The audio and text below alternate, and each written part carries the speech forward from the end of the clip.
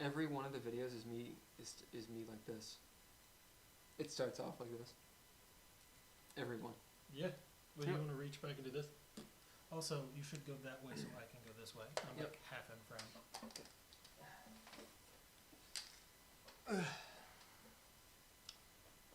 Alright. You know, actually, we don't... Actually, that's much better. Yeah? Yeah. Also, I can't hear anything on the headphones. That's okay. What are we supposed to hear? So, it's... Truth be told, we actually don't need to hear anything. Are we just wearing headphones to look like dicks?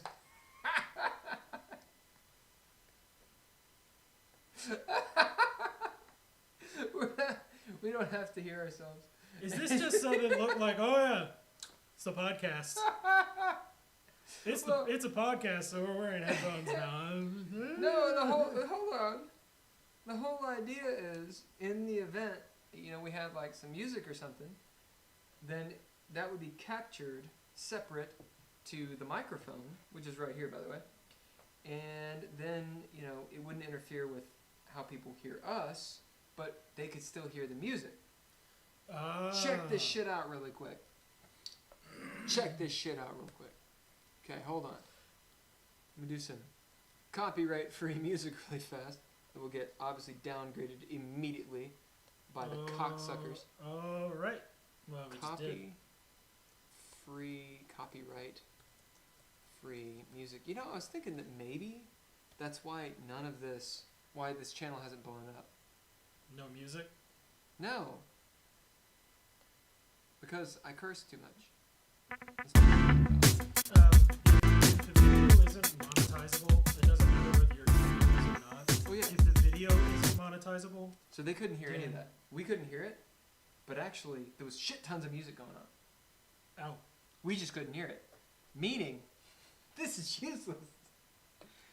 Hold on. We are wearing this for no reason. We are wearing headphones for no reason whatsoever. I have no idea what this sounds like at all. We're going to try it though. Hold on. Oop. Okay. Do you see that? Yeah. I'm going to scale that puppy back. Yeah, that was way louder than us. So everyone who's on here, which is nobody, they would have heard that being really loud. Yeah. Now, why can't we hear it? Let's do this. But now it's not going through there anymore. It's not. I don't hear it either. Oh, you don't? Wait a minute. How do you hear it now? No, you don't hear it. Yeah, I do. You do? Yeah, I hear it. Oh, you do hear it. Turn up your volume. What? Yeah. Well, I've got this at max volume now. So the reason that you don't hear it very well, I only hear it out of my left ear. Oh. It's because we're using a Y splitter that goes into mono. It's 2 mono channels. Because this Y splitter is not stereo. Gotcha. So, I usually, when I'm listening using like noise canceling, I usually keep one ear uncovered, and I was keeping the left ear uncovered. Like this? Yeah, like an eye patch.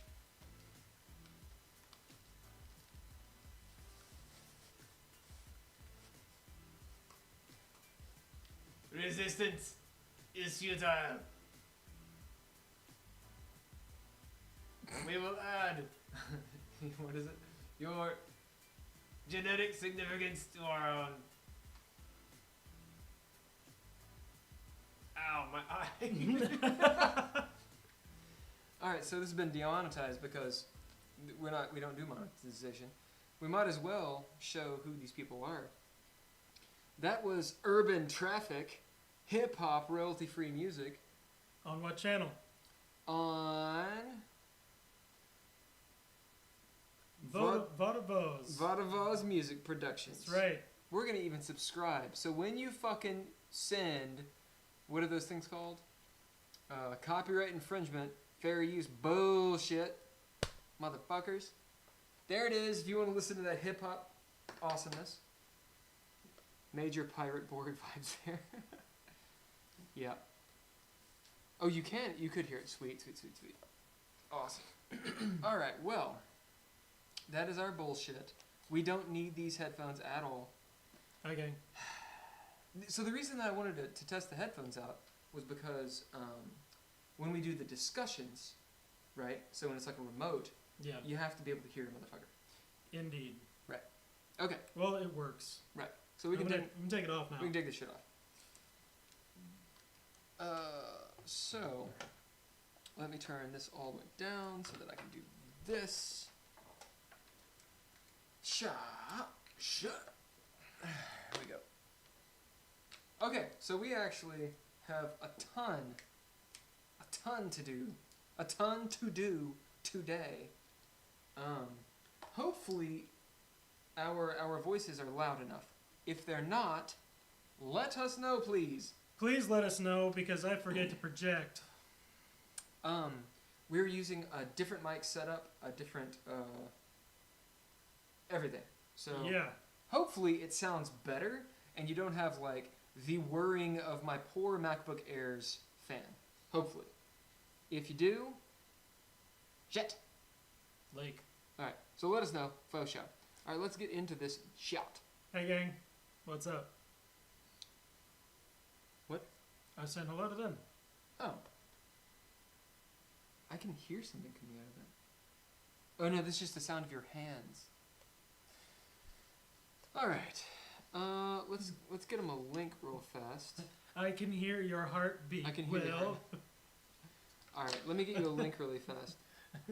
I can see the millions of your skin cells dying and being reborn.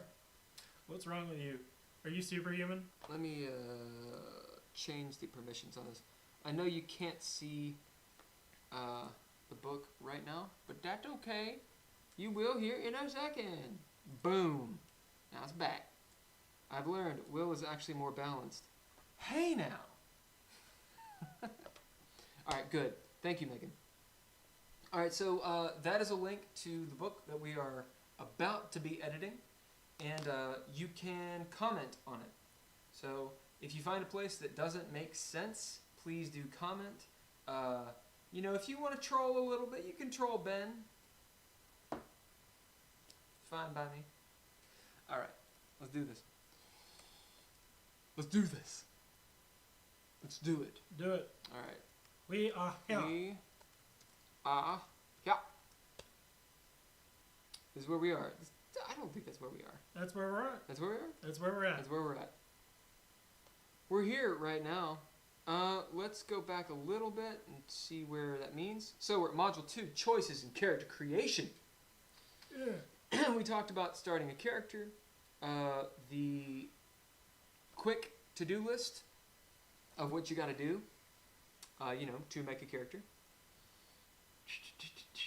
Tiers of play we did talk about. So this is essentially what kind of characters you have in a very, very general sense of power. Coming of age, seasoned, heroic, or legendary. A note about this, which I wonder if it should be in the book. You can have players that are different tiers of play. Yes. Assuming it's balanced in some way. Yes. So is it one of those things where we should say that? Or do we need to say, hey, look, it's better, you know, to have them all the same? I think we should address that in some way. Sure. Make a comment about party composition, and You want to comment it or you want to type it? I'm not going to type that out right now All right. because it's more complicated than that. Okay. Because you have to go into a blurb about there's a certain range in which it is acceptable to have a variance in power level between characters. I see the sign of Cameron. Ah. Yeah, you can have some variance in power level, but if there's like that one player in your party who min-maxes the shit out of their character or is just more powerful because they got more stuff at the beginning and everyone else is not, then, you know, then it becomes a balance of, well, I'm not casting 64 Orbs of Force in one round because I just don't, like, I can't do that. That would be wrong. But I could, you know, and you don't want that. We are speaking from experience. He's not speaking, but he knows. I made mistakes, okay? Okay, just so everyone knows, if you're following that link, do Control F or Command F for a find. Type in capitals "we are here," and you'll see where we are. You can also at the top, if you use Google Docs, you can find us real easy. Okay. That's right. Core character traits. Number 1, plug. 2, fate. 3, nature. 4, demeanor. 5, swagger. 6, physicality. 7, flaws. 8, derangements. 9, reputation. Asterisks. 10, backgrounds. Okay. I think the reason that this is there is more of like in the book, there should be a list of what we're about to talk about as the core character traits. Yeah. So you don't have to like search and be like, well, what are the 10? Right? That's not really conducive to the Word document. That's a placeholder for book formatting. So let me put that here. Copy the whole thing, man. Yeah? Yeah, because it's just going to be like, wait, why did we copy plug? Because What about the rest? I'm a minimalist. I only say what I need to say when I need to say it.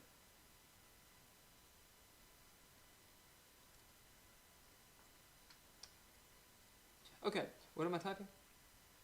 Placeholder formatting for placeholder for book formatting. Okay. I read. So, well, mistakes were made. Were made, indeed. Okay. Also, we have 5 people concurrent viewers. Hell yeah. Hell yeah. Thank you guys for being here. Of course, Megan. Of course, Cameron. Gravel Switch. Which one is Gravel Switch? I feel like I know who that is. Where you need to say it. Gravel Switch, identify yourself. I know who you are, but I can't remember who you are. Anyway, thank you guys for being here. Alright. Plug.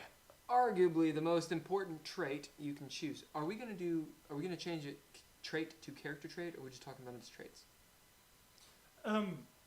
Where it's relevant. But, I mean, I think it's the most important trait, not just character trait.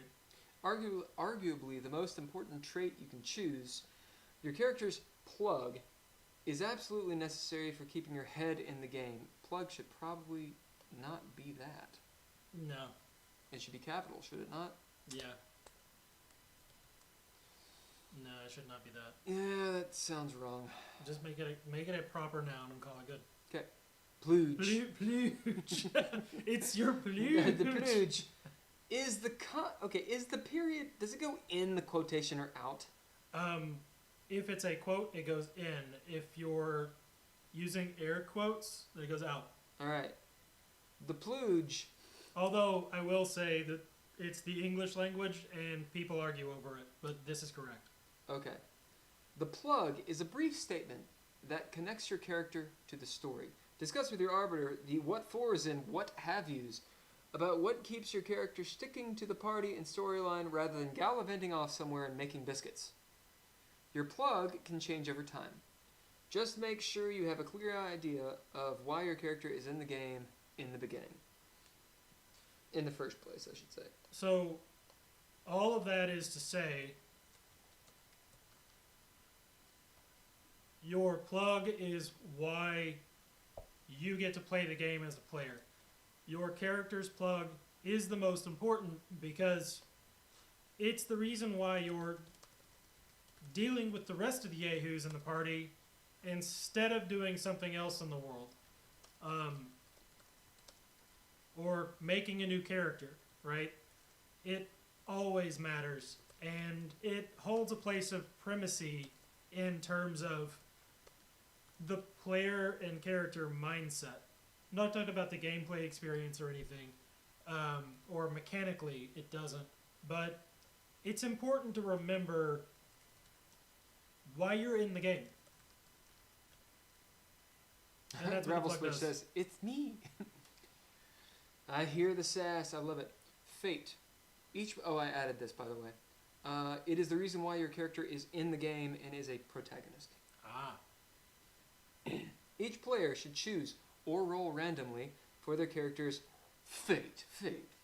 Fate is a special sort of trait, akin to a character's plug, except that fate is supercharged and generally does not change. This should probably be totally changed. Why is it supercharged? What the fuck does that even mean? Keep going. Okay. When a player bids her fate, two important things happen.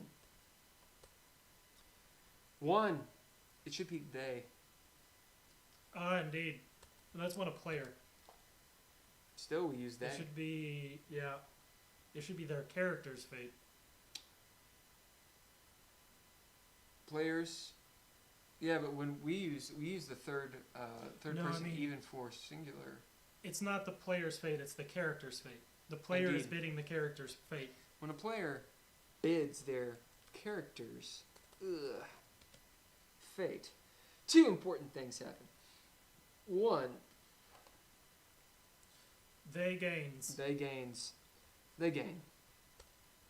Listen, we love the pronouns, however, we also like the English language. As in, it hurts me to have the conjugation wrong, despite me not being the best English speaker. We're trying, guys and gals. When a player bids their character's fate, two important things happen.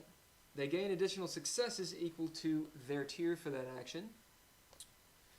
That ain't awesome shit. Which is going to be, Fucking bad. if you remember character creation, just like 5 seconds ago, that's like a 1 to 4 bonus.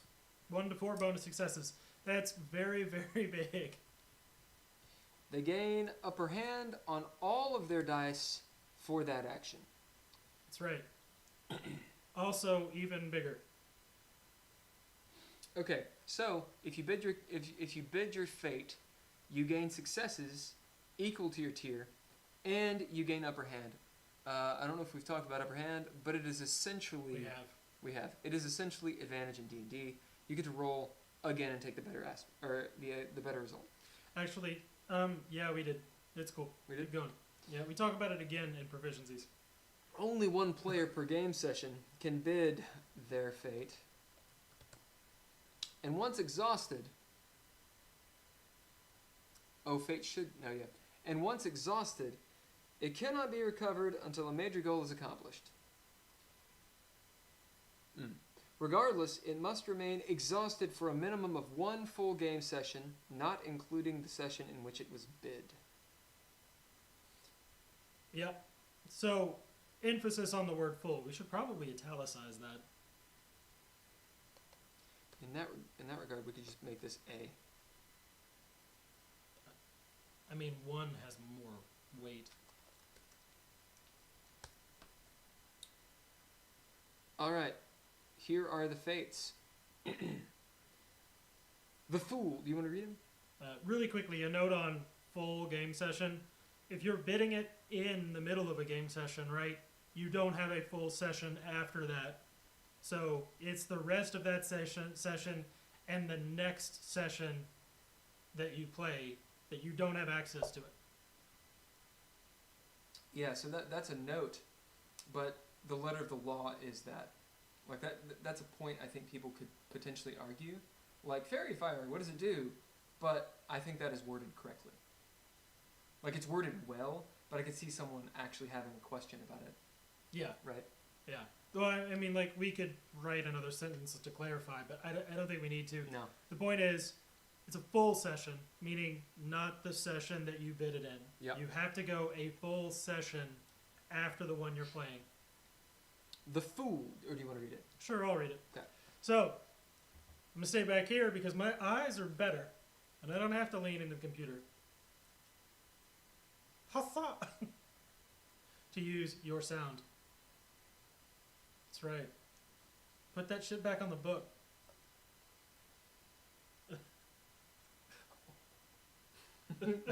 I paid for my eyes. Go damn it. on, motherfucker! The Fool. You're untested, unaware of life's challenges and your own potential. The Magician. Uniqueness.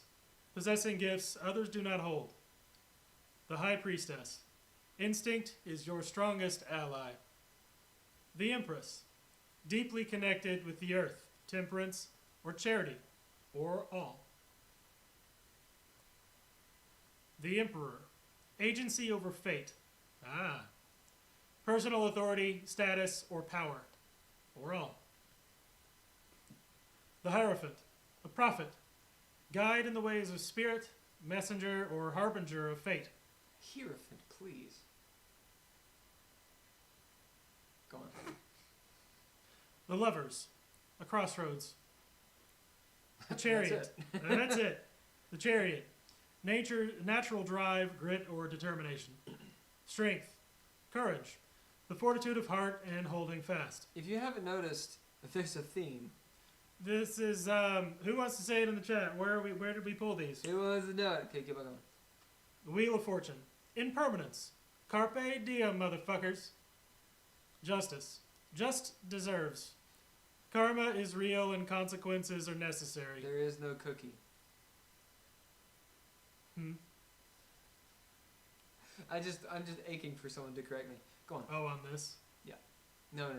There is no cookie. Should it be the hanged man or the hanged man? Technically, this is hanged. I know, but if you put an apostrophe there, people will pronounce it as hanged. I'd leave it the way it is. All right, fine. Limbo. Making sacrifices for the bigger picture. Death. Cycles. All things must pass. Endings and beginnings. That's not a list. That's right. I see you got your super eyes on. Shut You the can't. fuck You gotta up. take those off. You can't have a better voice and better eyes. Shut up. You can't have a better voice and better eyes. I really can't see it. Temperance. Flexibility. Change with the changes. What? That makes sense.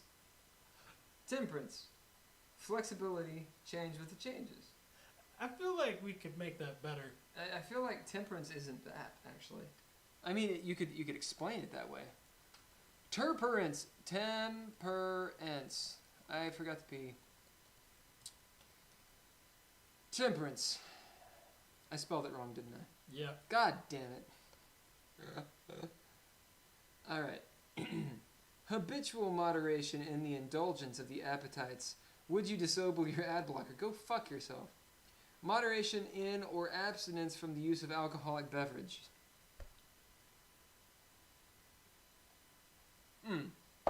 So temperance is restraint.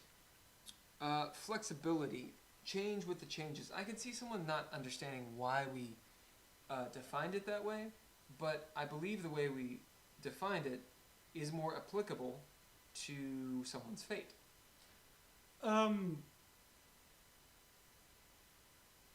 As in, if I said, oh, I'm playing a character, not who's temperate, but a character whose fate is to have temperance, then I feel like a lot of people would say, oh, well, then you're going to be, like a fly on the wall or something, or you're going to be really reserved because you're restrained. See, I looked it up. But the idea here was for someone to be able to be tolerant, hence the flexibility and whatnot. I think that's Right. where we're going with it. Self-restraint, that detachment gives you flexibility. Right. Because you're not in the thick of it. Right. Which is a kind of definition, but I think it's more appropriate to game by. Like if you have a motto, temperance, do you think of someone who's like cool with everybody? I don't know. What do you guys think? What do you think? Change with the changes. Like I get what it says. It's not wrong. It doesn't jive with me. So I deleted it. Yeah. But go with the changes. Go with the flow. Go with the tide. Yeah. Roll tide.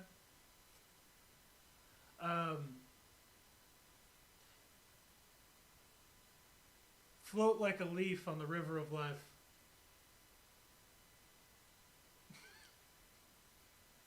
I think we're thinking too much about this. Okay, death, cycles, all things must pass, Right. endings and beginnings. Temperance is knowing moderation. Death is also just change in general, not just endings. Yeah, Sketch, you got it. Tony Stark style. Tony Stark style. Tarot, of course. Of course. Listen, Cameron, not everyone knows the tarot. Yeah, and temperance is we define these based off of the tarot, and we're not experts on that. But temperance, in terms of the tarot, pretty sure is a reference to flexibility that comes from temperance, from self-restraint. We may have been looking at one of those like 1990s websites about the tarot when we did that. I think if someone who was in favor of the 18th Amendment, temperance is that Ross? Temperance is knowing moderation. Actually, that's what I thought when I read that comment really? too. Yeah, Really? that is what I thought. Knowing. Oh, a time to kill, a time to. Is that temperance? It's not really restraint. Although it is restraint. You could say someone who has temperance is someone who knows when to act. That's not the same thing as knowing moderation. We'll say knowing moderation. Let me see. What's a good other thing? Today is not my birthday. Oh, yeah. I know who you are. That, sir, is a Holker. Ah. Okay. Let's look at temperance. Temperance. Tarot. Meaning. We're going to look this biatch up. While we do it, I'm going to put this biatch up on the browser. Display captured? No. Media source? No. Browser? Yes. Thank you, Ben. That's not the one I wanted. Just put it in front of my fucking face. It's right in your face now. Okay. Look at this. OBS. You son of a bitch. I shit the bed. Bobbity boo. Why didn't that work? It's not. It's window capture. We need a window capture. Yeah. Come on now. Window capture. I was wrong. You were wrong. Dead wrong. Happens often. Temperance. Boom. That's right. We're huge. They don't need to see our fucking face. No, not right now. Not right now. Alright, let's find the shit. Biddy Tarot. Let's find out. We're going to talk to Biddy Tarot a little bit. Talk to... Oh, this looks like I just want to believe it. There it is. Love this deck. God damn you, free training, you son of a bitch. Okay. The Temperance card shows a large winged angel who is both masculine and feminine. How woke. She wears... motherfucker. It should be they wear.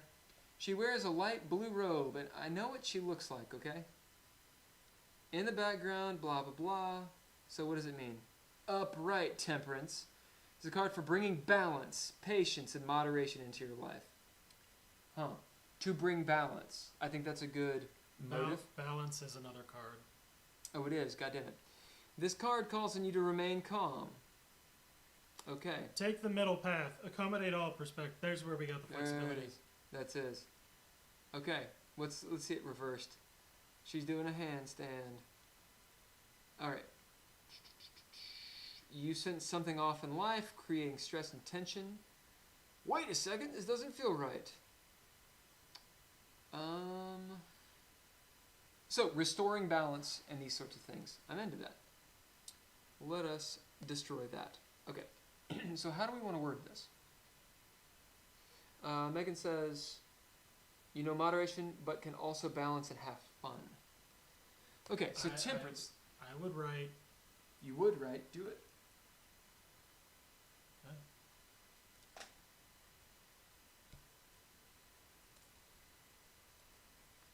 We're just I'm just gonna put the old standby. Go with the flow.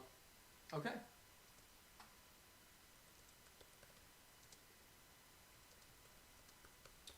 Go with the flow and maintain an even keel. I think something about balance should be in there. I know What? even keel is technically that. Yeah, it is. Go with the flow and maintain. I'll just do it this way. Hold Maintain on. balance. There. All right, the devil. Holding the keys. Your greatest limit and struggle is Yosef. I'm going to do this. Greatest limiter. The tower. Destruction. Cull the weak. You're a cunt, but in a good way. The star. Hope and healing. Faith in the road being taken. The moon. Skepticism. Seeing the unseen. You cannot believe everything you experience, goddammit. The sun. Joy despite the facts. Judgment. Decisiveness. The ability to reorient in the face of adversity. The world. Wisdom. You are exactly where you need to be. I think the sun is a great idea. It's just not one I would want to play very often. Yeah. But yeah, I mean, I know several people that they may not actually have joy or be happy, but they're constantly sunshiny, because that's kind of that's their plug. You know, that's what they do. Yeah. Okay, let me see this real quick. Only dead fish go with the flow. I wonder if a tarot site hosted on GeoCities would predict its own fate. Well, yeah. All right. Holker, you're a cunt. Nature. Who you really are, in a word. This is the core of your character's personality and how they will behave when laid bare in desperate moments. And desperate motions. Different motions. Desperate. Different. Cameron said, add some examples in this section. Nature, demeanor, swagger. I think, he wants examples here. Yeah. It's not a bad idea, specifically to differentiate these core traits. So the problem with this is the examples are adjectives and the differentiation is in the definition because, you know, by nature, I might be very pensive, but I don't show it. So in my demeanor, I wouldn't be pensive. I would be gregarious. Right. Right?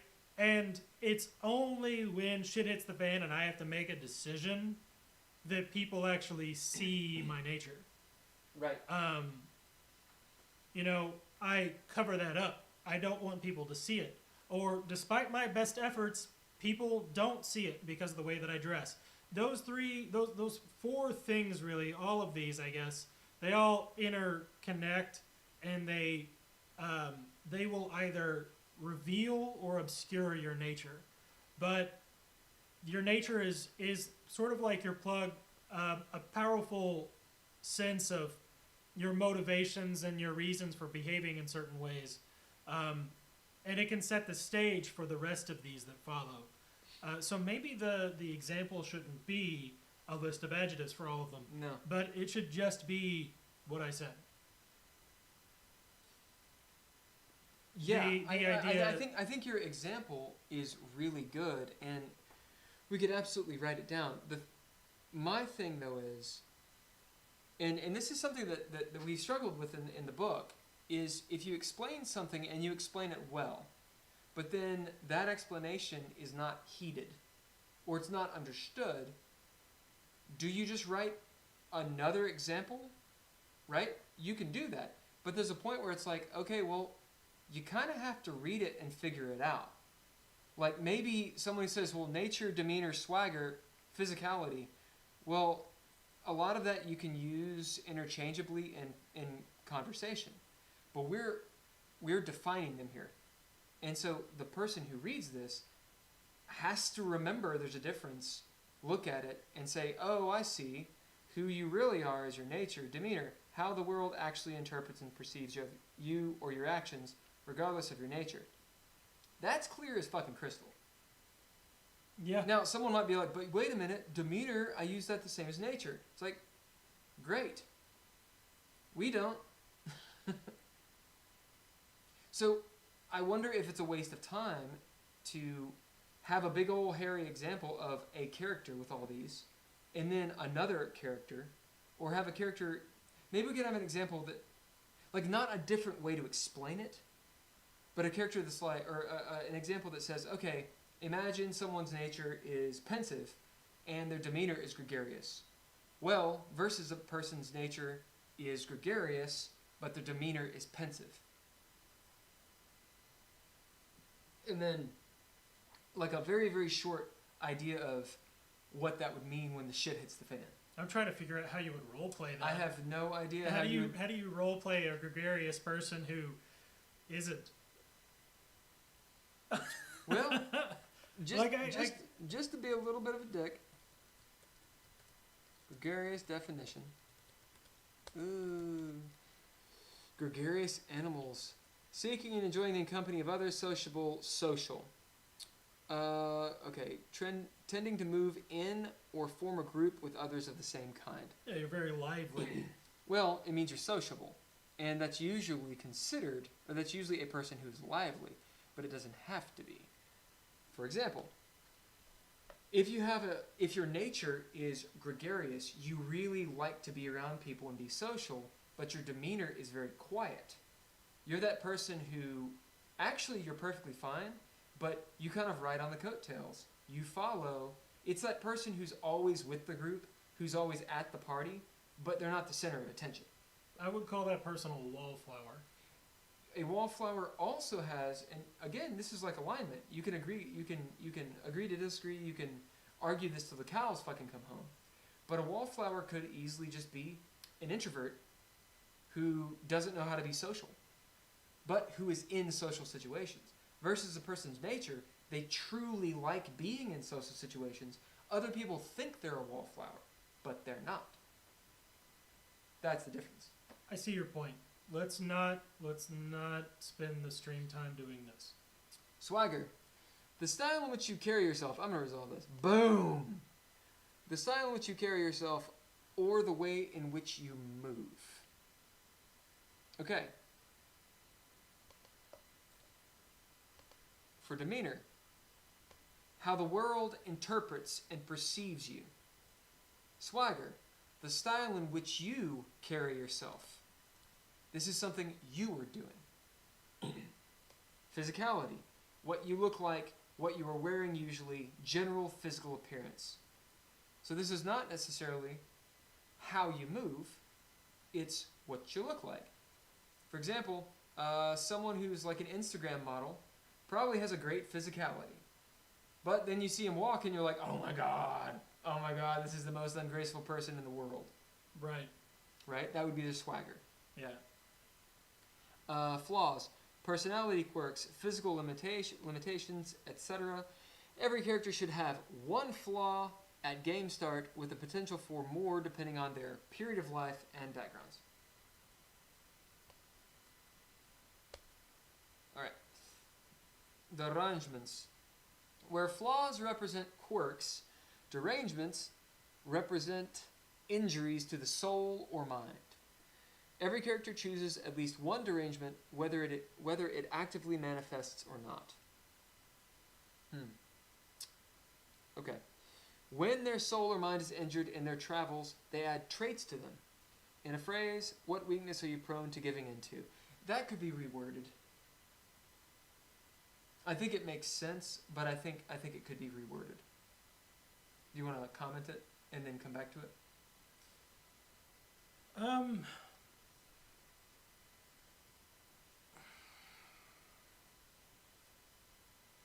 The thing is, we've already gone over derangements. This is the smaller reference to it. It's actually in Module 1. Well, yeah, I mean, it says it there. Yeah. But it needs to be a core character trait, or it needs to be listed with them. And it needs something there, because we're talking about core character traits. Mm-hmm. Right. I think it's fine to repeat, or I should say reference, in the same format that everything is being referenced. Because we don't go over all the rules of derangements. Well, what I mean is, I don't think it needs to be explained as holistically here as it was before. This is a nod to the previous, I see. more in-depth explanation. Okay. It's a core character trait. Here's how here's how it's different from flaws. You start with them. Probably. I just don't like the way that I wrote it. Yeah, I mean, we'll comment it. We can work on it. I like the bit you wrote about what weakness are you prone to giving into. I like the injuries to the soul or mind Let's just versus keep it quirks, but that middle part, I think we can change. Reword. Boom. All right.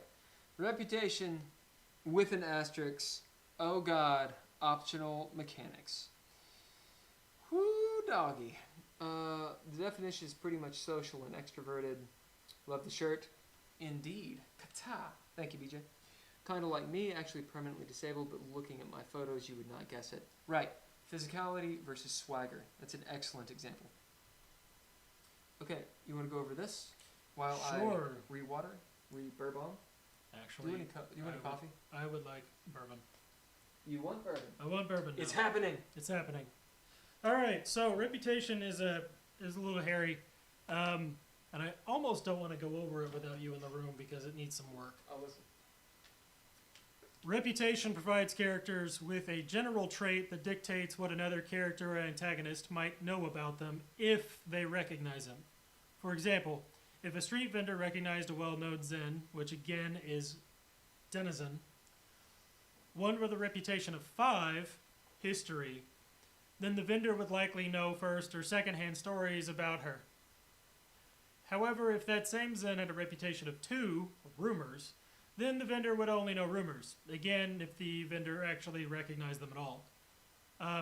So, this is an optional mechanic because a lot of people, really geek out about this sort of thing, like languages in a game, or they don't care about it. We don't want to force this down your throats, but we think it's sort of fun that you can build up different reputations for yourself over the game, and it have an influence rather than just being like a feat. So, reputation is an optional rule which allows players and antagonists alike the opportunity to deduce information about, recognize, or even be intimidated by one another if the occasion arises. How well are you known? Some Zens must hide their faces when venturing into public, yet they may enjoy complete anonymity within the provincial areas. As with all things word of mouth, reputation is not necessarily couched in the truth. Character's reputation begins at 0 and increases through deeds they have accomplished or to which they can be associated. A Zen's reputation number represents how many extra dice the deducer gets to throw down when attempting to identify them. The more success is achieved, the more about the character is deduced. The number of successes suggests the following, though do not ensure them. So, the issue with this is what you get for successes, but it is also the reputation number system, which needs to be renamed. But it starts at 0, you're a mystery. At 1, you've built up enough of a reputation that people could glean tidbits about your life. Then rumors, fully fledged, fully developed stories, so on and so forth, until people just know facts about your life. They know your children's names and how many you have and what they look like. They've seen pictures of you or paintings of you in City Hall. That sort of thing. Of course, the higher up you go, that doesn't eliminate rumors or anything else. Actually, you probably have more rumors about you once people know true facts. This is the way it is. But yes, that's essentially reputation. The caveat, I'd say there are a couple that need to be mentioned that aren't in here. One specifically is that it actually kind of talks about it here about anonymity within the provincial areas. So what that's saying is you may have a reputation within certain circles or in certain geographical areas that you don't have elsewhere. You know, thieves might know who you are, but the nobility doesn't, and you try to keep it that way. Maybe the nobility has heard about, you know, a thief that specializes in a certain area of expertise or has a certain calling card, but they don't know that it's you, right? So you may have personas with reputations that you keep yourself separated from, like an alter ego. You wear a mask, or you know, you get the idea. No one knows who that guy is with the mask on. No one knows who. No, that guy's No, got I'm glasses. disguised with a mask. You guys see a guy who came into town with a mask on? Yeah, he's right over there. We don't know who he is though. But anyway.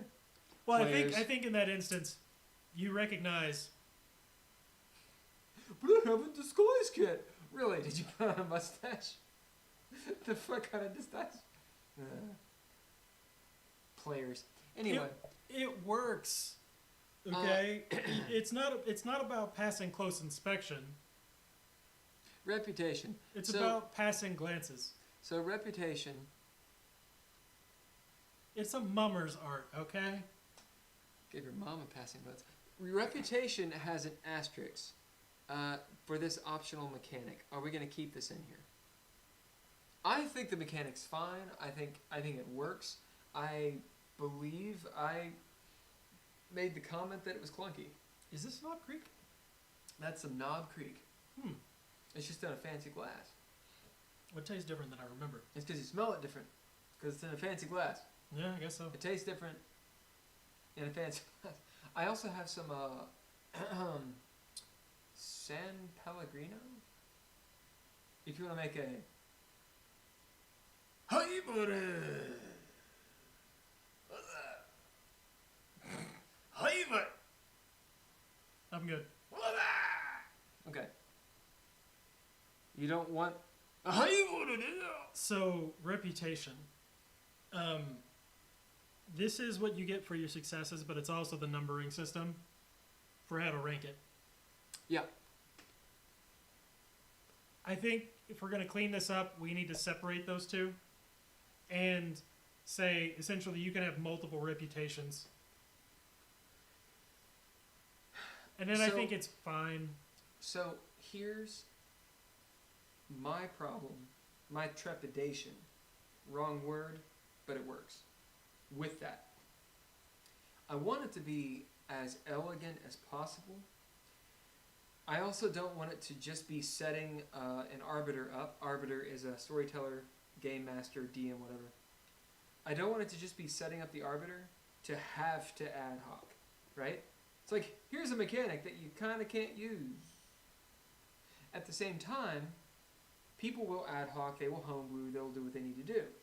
I think so long as it has the flexibility of saying, look, you'll get these extra dice, you'll be able to make this roll, or people will be able to make a roll about knowing your guy, identifying your guy, or identifying NPCs, so long as there's not a modifier.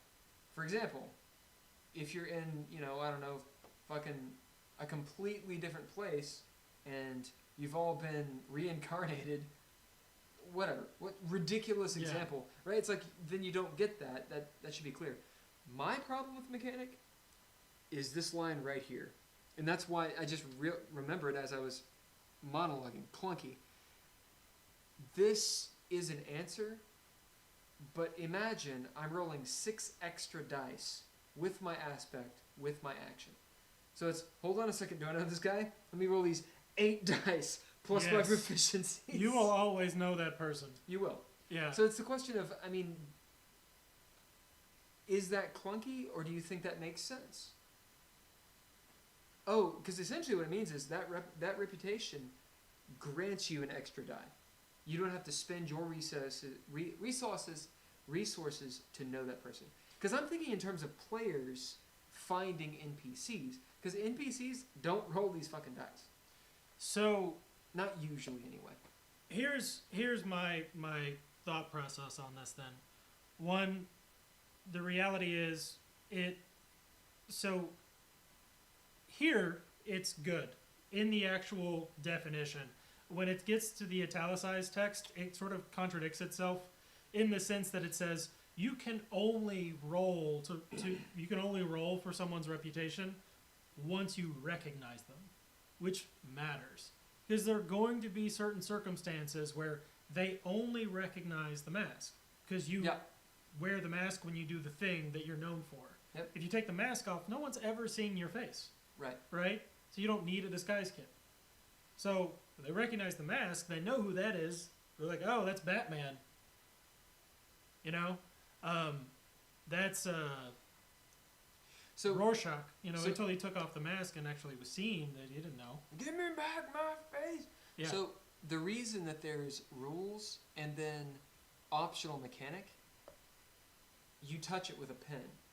Because it was like, okay, here's the way that I want it done up top. But then honestly, if you want to get down to crunch, here is a way, an alternate way of doing that. Yeah. So it doesn't contradict the rule. It's literally, it supersedes it. That's what it is. Because there are circumstances where it's like, well, maybe it's a Rorschach moment. Do you actually know anything about him? Well, maybe it's the BBEG. All right, I fucking roll down his reputation. All these dice, boom, boom, boom, boom, boom. Okay, well, you know these serious things. Let's say you get 4 successes. You've seen the Zen. You've spoken with them. You know them secondhand, an acquaintance. And you know that they fucking hate fire or whatever. Yeah. Well, check it out. One, the only circumstances in which players are going to roll a knowledge check Yeah. or try to discern more information, well, what do you know about this person? Is because they feel like they should. Like, hey, that person looks like someone I've interacted with before. They're in the place that I'm in on a regular basis. They carry themselves like I carry myself. We're probably into the same shit. I feel like I've encountered them before, maybe even done business with them. I think I recognize them, right? Like, that's the thought process. If they're not doing that, then they don't deserve to roll. They shouldn't be rolling. They're like, have I ever met that princess before? No, you're a peasant. But You've seen you know, them in a faraway balcony. You know kind of what they look like, you but think. you know, probably if you're not, or if you're from, the kingdom that she's the princess of, you'll know stories. You'll know stories, and you'll know her name, And you'll know her name. maybe. You might know rumors. Yeah. Well, it depends on if you care. Like, if you're inspired by nobility, then you'll know their name. If you're not, you're like, wait, who's the president? And so what this is actually going for is, Well, go on. so my point is this. You need a reason to be able to recognize them in the first place to roll this. Right? Like, you should have a fighting chance of knowing them on some level. Like, I've seen them before. I feel like I've seen them before. That sense of deja vu or something, or actually just, yeah, I know them, that's Tom. Tom makes donuts around the corner. They're the best in town. Right? That idea. So you need to have that prompt. And then I think this is not the number of successes shows this. Maybe it's their reputation rank is what you get if you meet the threshold. And the threshold will be circumstantial. Is it ad hoc? No, it'll be in Module X. But essentially, the arbiter will set a threshold for success, and how well you do in comparison to that threshold is how much of what you could get. That's what that sets. What is actually known by someone's reputation is based off of how strong their reputation is. So I'm gesturing like they can see, but this ranking system is your actual trait. and it's what is possible based off of the role to identify you. Okay, I love it. But let's flip it on its head. Let's do it. So let's say we're not talking about the player having this reputation. We're talking about the NPC Indeed. having that reputation. So let's say they have a reputation of 3 people have stories about them. Right? So really when I say 0 through 6, you really don't even need 0 through 6. Right? Because that number is actually an ambiguity. Like really it's, what's your reputation? Mystery? Oh, okay, that's it. Yeah. Oh, facts? Okay, boom. People know facts about you. Because when you get into ranks, it's like, well, what does the rank mean? Right? So that NPC, everybody knows their fucking history. Because they're, I don't know, some historical character. Right? They've been around for fucking everybody knows their fucking history. So, do you know their history? Okay, bid, throw down, boom, boom. Threshold to know their history is, let's say, 5. You break that threshold. Okay, well, you actually know about that person. You see, but isn't their reputation 5? Why do you have to roll in the first place? Oh, to see if you know. You get what I'm saying? Mm-hmm. Like, there's that problem of when you start going, if it's 4 players doing this, it makes sense. But when players are doing it to NPCs, there starts to be this, well, wait a minute, why don't I just know who this guy is? Why is there even a mechanic for it? There is a mechanic for it, not for NPCs, only for PCs. This mechanic is about player characters' reputation. So this is about NPCs recognizing PCs. Yeah, it's gotta be, because in practice, the Arbiter doesn't do this. I mean, you could, and in fact, I think that's why I put the optional mechanic. Yeah. As in, there is a situation where it could happen, but usually, you guys walk into the town, you know there's a killer here. His name is Texas Red. You know the stories about him. Blah-de-da-blah, blah, Yeah. blah. Oh, I want to know more. Do I know more? You bid. Oh, yeah, you know some more shit. He doesn't have a fucking reputation that you DC it, right? Yeah. He could. You go into the Sunken Temple. You see the effigy. It has the dude with one wing and like a, I don't know, who's the guy from Final Fantasy VII? Yeah. No, you got it. Satharos? Sephiroth. Sephiroth? Sephiroth. The Right? one-winged angel. And you're like, hold on a second. Or whatever. I don't know. I never actually played the game. Sephiroth. You know, like, the mechanic works. Basically, I've answered my own question. This is for Module X. The optional mechanic is for Module X. I still think you should blend it because let's just table this. We're spending too long on it. Notoriety and anonymity. Batman, Spider-Man, most superheroes. Batman. Yeah, okay. So I like the idea that it is the one-way street, and I like but the reality is that because when it comes to NPCs, the players will know what the Arbiter has designed for them to know. Yep. There'll be a finite list of possibilities. When it comes to the characters, it's like, well, how big a boy are you? How big of a reputation have you built for yourself? Have you been extremely consistent in your method and manner of acting? Because in that case, that consistency is going to build a stronger reputation. What is your social media imprint or footprint? Yeah. That really is what it is. Yeah. You know, I am a mystery. You know, I'm a mystery person. I'm a ninja. Really? Well, do you murder all of your characters? As in, do you murder your enemies with, I don't know, a buzzsaw on a lance? Horribly. Just a big rotary saw on a stick. That sometimes pops off and murders everyone around. Yeah. If you're, do you roll around with? Hey, only happened one time. Do you roll around with a mage who no one knows their name anymore because it's lost to Antiquity. pages antiquity and betrayal.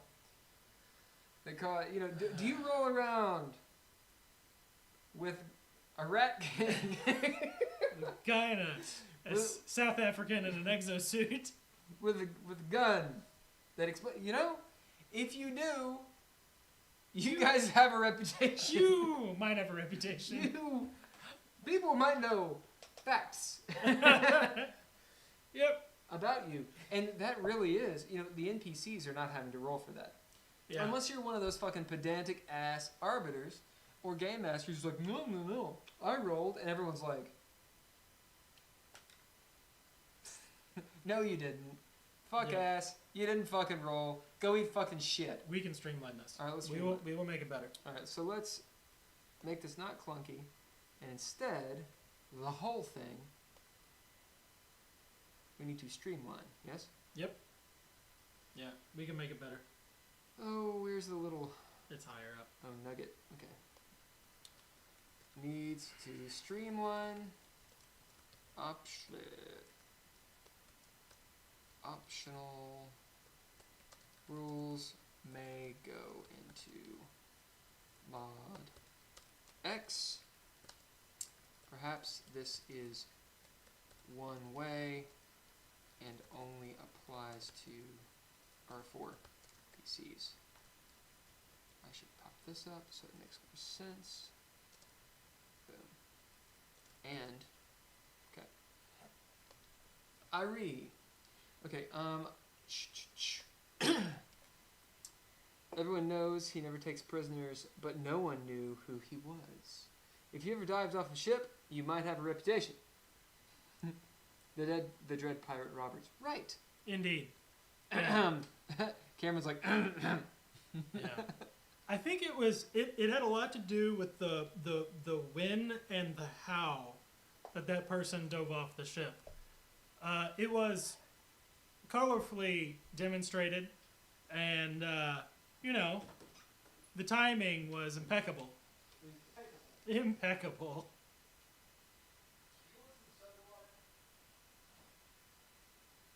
No, thank you. This, as you can see, these things get into the bog of personality psychology and gossip. The idea of that complexity of they know your persona, but they don't know you. They know the Dread Pirate Roberts, but they don't know Wesley. They don't know that the Dread Pirate Roberts is Wesley. Most people have never seen him. If they see him, they might not recognize him because he doesn't take prisoners. People who have seen the Dread Pirate Roberts and lived have, up until the events of the movie, they didn't see him as the Dread Pirate Roberts. They saw him as someone else. So that's where you get into this mire, this quagmire. So, we are now on Chapter 2. Backgrounds represent the life experience of a character. The arbiter determines at game start how many backgrounds each player possesses. 1 to 6 backgrounds. Should these be bracketed? Just leave it for now. We have to do all that off stream anyway. Backgrounds Find and replace is better. do several things as listed below. Each background grants you a special character trait called a gift. The description from gifts cannot be duplicated by other traits. Gifts are essentially used as trump cards when competing with other traits. Each background itself is also considered a biddable character trait. Yeah? I don't like the way it looks. Fuck it. I mean, it doesn't matter. You could bracket it. I think that's fine. But it's not... It doesn't need to be. Yeah, it's a gray area. Your first background, core, grants you 2 gifts. Subsequent backgrounds grant 1 gift each. This core background. We really don't need to call it a core background. It's not labeled on the character sheet and it doesn't need to be. I'm fine with keeping it, but your first background grants you 2 gifts. Everything else gives you 1. Each time you choose a background, you may also choose one of the kits provided. Kits represent knowledge, equipment, or circumstances that a character might accrue from living in the way she has lived. They have lived. It's the character. Oh. I know. The character is... She is the arbiter. Character is a she. She is an arbiter. She is an They arbiter. are He is the bad guy. Players and characters are they. They have they've lived. Alright, Ben. Backgrounds in detail. Real quick, everyone knows. Okay, Megan says everyone knows the village bicycle as well. They may not remember or even know their name, but only know them by their deeds. Too true. Alright. So, we're in backgrounds in detail. So, here's the idea about backgrounds. If you played D&D 5th edition, backgrounds are kind of an optional rule, really. I mean, you should have them. Are they optional? You don't have to have them for your character. I mean, you're just weaker, but it's not going to ruin your character without them. I see what you're driving at. Never mind. So, backgrounds in Dreadlore, this is the point where, and for those of you that have not played tabletop games or haven't done it much, and when I say tabletop, I mean tabletop RPGs. Essentially, what you're asked to do is, hey, come up with a character, and essentially, like where'd your character come from? What is their life? Are you playing an old person, a young person, midlife, whatever? And then what are the sort of things that you've gone through? And some people, like some people on the current stream, might write a goddamn short story. And it's awesome, but it's a short story that the arbiter then needs to read. And they should publish that shit. God damn it. Other people say, I was a ranger in the forest, and I believe in the forest. And that's all they got. What backgrounds allow players to do is we have an exhaustive list of the backgrounds. And then it's essentially like, well, what was your walk of life? Okay, you're a ranger. Cool. How old are you? I'm in my 30s. Have you always been a ranger? Well, no. At first, I don't really know. Okay, well, let's look at the backgrounds. Your first background's probably not ranger, or something along those lines, although ranger is actually one of the backgrounds. Maybe your first one was you grew up you were the magician's nephew kind of thing, right? Maybe it's apothecary. So that's your first one. And you gain something from it. And then your second background was maybe you were like, fuck this, I'm going to go travel the world. And then only to your third one did you get to ranger. So that's what it allows you to do. It's the first time that you kind of start mixing what is your backstory with mechanics. And you actually gain character traits from doing that, as well as kits. Kits are pretty much powers and or ninja gear. Pretty much. Just to reiterate what he said, you can it's a way to hold people's hands when they are either uncomfortable or believe themselves to be uncreative when it comes to creating a narrative that predates the game's campaign for their character, right? Like, I want to create a character who's good at A, B, and C. Right. Well, what kind of life did they lead to make them good at those things? Well, that's what these backgrounds are for. And unlike 5th edition, where I think what you were saying is that it's not presented, backgrounds in 5th edition D&D are not presented as an optional role, but they may as well be, because you can remove them from the game and the game would still work fine. Yeah. Their presence, they're cool, but a lot of time there's no real interrelatedness there. It's, you tack that on, and It's it was an archetypes. afterthought. It's just archetypes. Well, the classes are archetypes too. Agreed.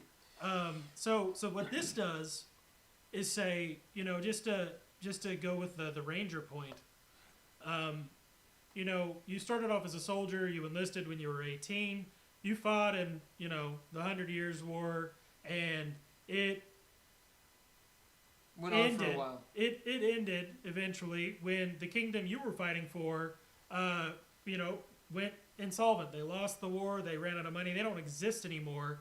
You lost your pension, and you and your buddies that survived, well, you had to resort to banditry in the woods outside of, along the trade roads between kingdoms.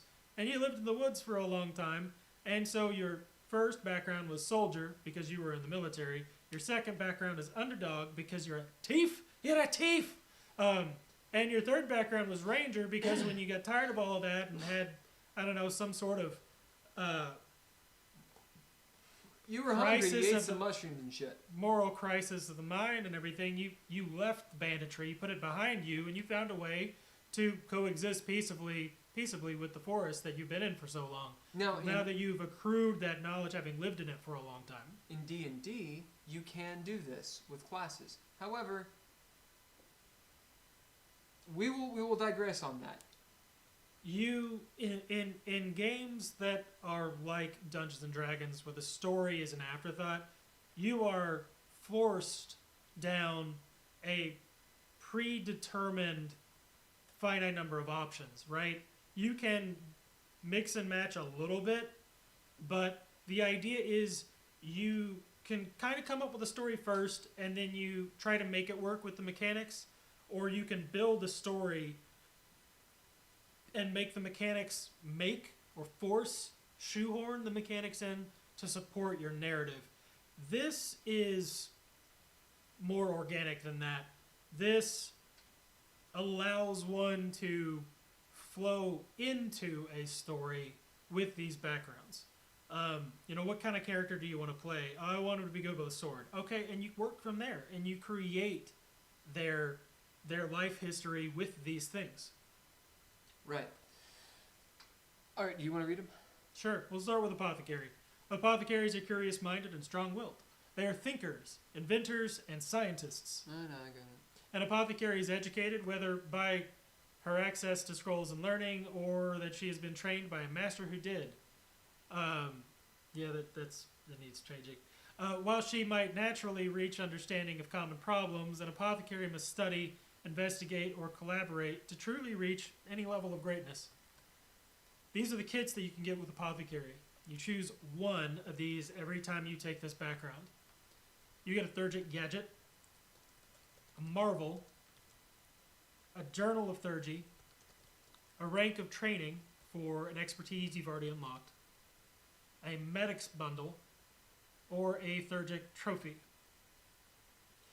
These get explained further in the book, but they're essentially ninja gear. They're things that make being an apothecary easier. Or they further your knowledge at game start without having to advance after the game.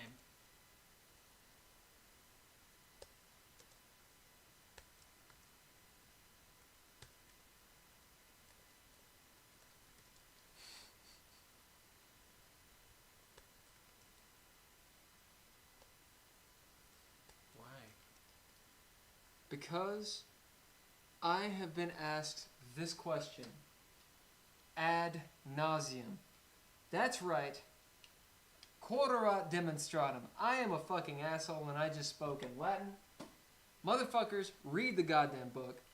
Each time you choose a background, you may choose one of the kits provided. Thus, choose one of the following every time you take this background. Apothecary kits. Choose one of the following, is what it actually said beforehand.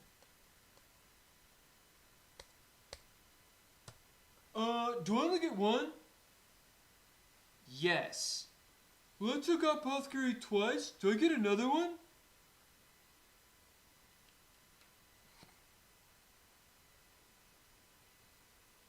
Yes. Okay. Gifts. I like the way that you... No.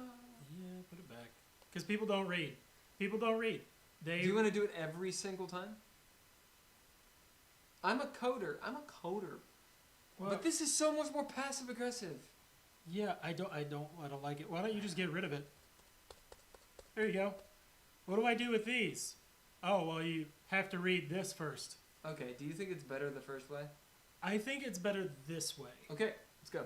Gifts. Because we've already repeated it twice in the Agreed. same bullet point. I agree with you. Yeah. You, Dry, baby. You sold me. Do not repeat yourself. Dry.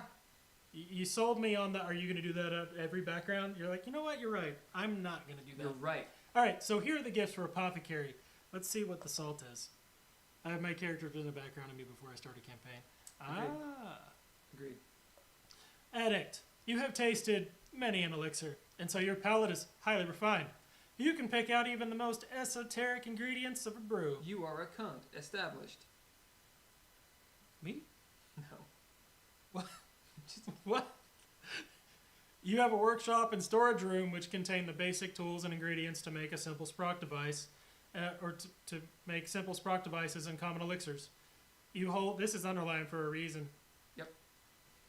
You'll find out later. Keep watching the stream. The space is underlined for a reason. Laziness. This always annoys the shit out of me. Yeah, it's gonna do it again. Oh no, you got it. I haven't added the space. Hell yeah. You have an official position in a city, town, or province. You are known to have used your knowledge to influence, for better or worse, the masses. This actually should all be underlined. That's fine. Okay, alright. I am going to move Do it. this. Knob Creek tastes like apples. I was thinking, I was like, did you slip some scotch into this? Because No. it's kind of peaty. It's a little more peppery than I remember. It's like the aftertaste. It reminds me of ripe apples, like the way apples smell. Did you put Hedge Wizard in a oh, because Apothecary and Biomancy? Yep. I see what you're doing. You see what? All right. Hedge Wizard. While not an official ordered mage, you gain knowledge of one scroll or one circle or one rank of discovery. Wow. Okay. Um,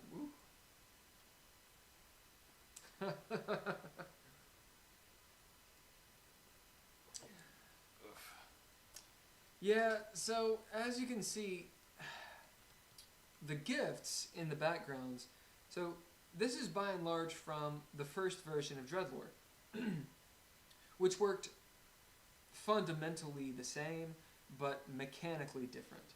So we were going for the same sort of feel, but it was a much more mechanic-heavy game. There's a lot more math involved. As such, we wanted to pull a lot of the sort of lore and descriptions from the first one into this version. And so there was a little bit of copy hell going on. Yeah. Which is why we're copy editing it, so that it actually sounds intelligible. I think this should be limited to things that have to do with life and death. Keep on going. Yeah, fuck it. No, it's cool. You can, apothecaries and, yeah, it's fine. There we go. Read that shit. Hedge Wizard. While not an official ordered mage, you still have the juju. And gain one advancement. You savage. Toward Magicka expertise, for which you meet the prerequisites. As a Hedge Wizard, you cannot choose greater than a rank 3 discovery. In addition, you have a knack for getting instruments of Magicka to work for you, even when it does not for others. The instrument does not always work properly, of course, but it activates and does something if you spend the time and put your mind to it. I did something! It kind of worked. I don't know what I'm doing. Oh, God. I'm going to look for one of these. There we go, right there. I'm going to put that in down. Right, I'm going to put it in. Boom. It's not module 1, though. It's going to be module 5? Yeah? Yeah. Module 5, chapter... Something. We don't know. What? Attributes? Ain't no attributes. Just put Magica. Magica. We spell that shit with a K because it's powerful. K's is powerful. All right, we're gonna put help. Okay. Mad scientist, you're a little off, prone to derangements, but with peculiarity comes genius. You are known as one who pushes the bounds of theurgy. Your knowledge of uncommon brews, capitalized, just saying, it's capitalized later, is coveted, and your reckless tendencies are sometimes feared.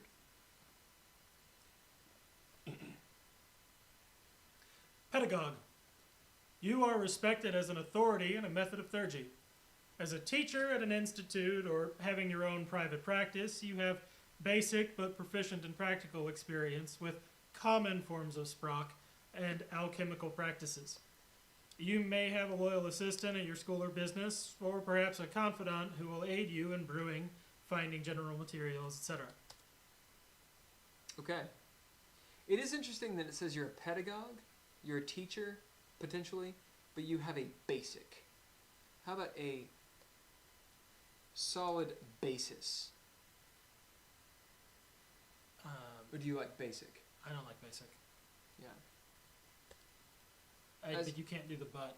That changes the flow of the sentence. You can do the but. Yeah. What? Promise? No. Never.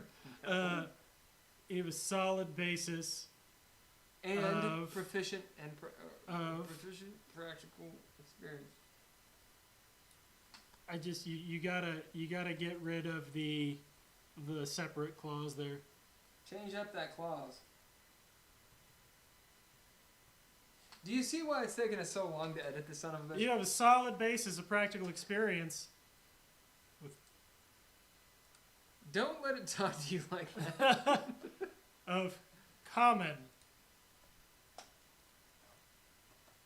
Common, okay? Forms of Sprock and alchemical practices. You have a loyal assistant. We need to emphasize the loyal. Alright? The reason we say this is because people that play games, if they don't trust NPCs, they don't trust... I wonder why.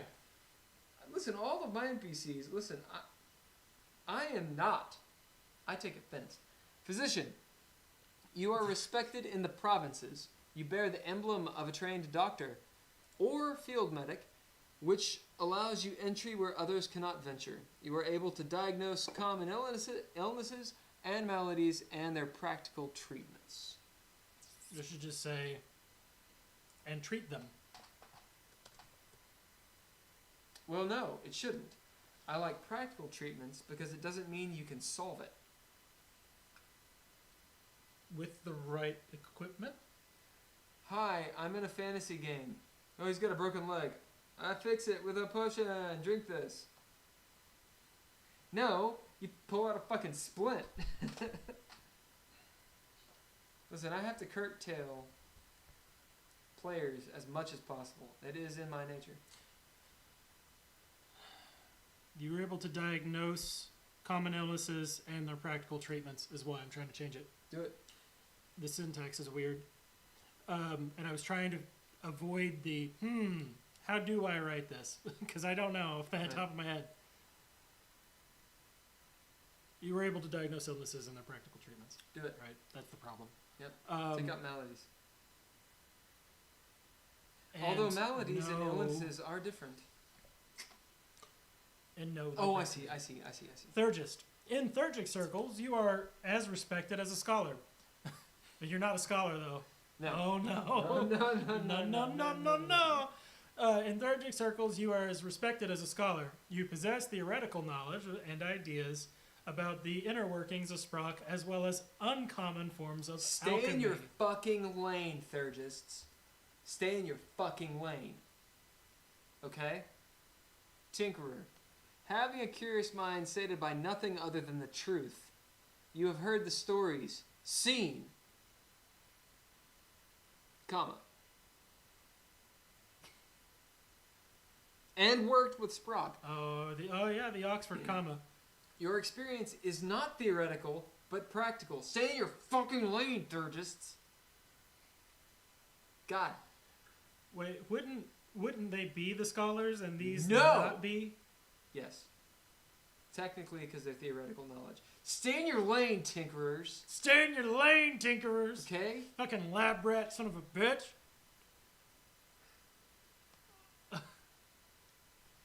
No, actually, this is right. You're respected as a scholar. Oh, we read it wrong. You are respected as a scholar. No, it says you are as respected as a scholar. You're right. That as should not be in there. Take the as out. No, if you take the as out, you're good. I'm gonna do this. All right, do it. Just wait.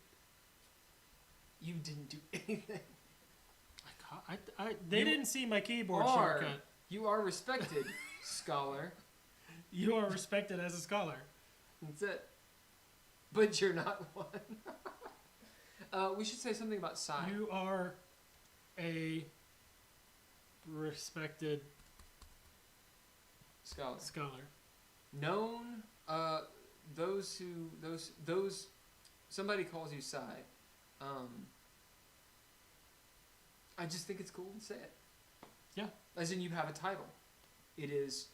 So Sai, S-A-I, is like in Japanese sama, right? It's that idea of, or sir, but it's more in terms of like showing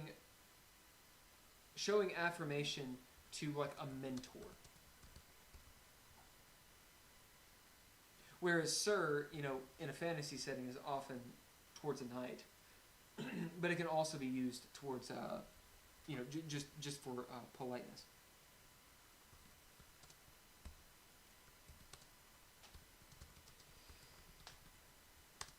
And in the lore of Dreadlore, honorific, right?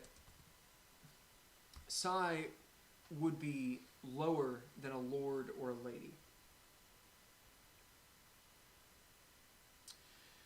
All right, I like it. Hold on. Oh.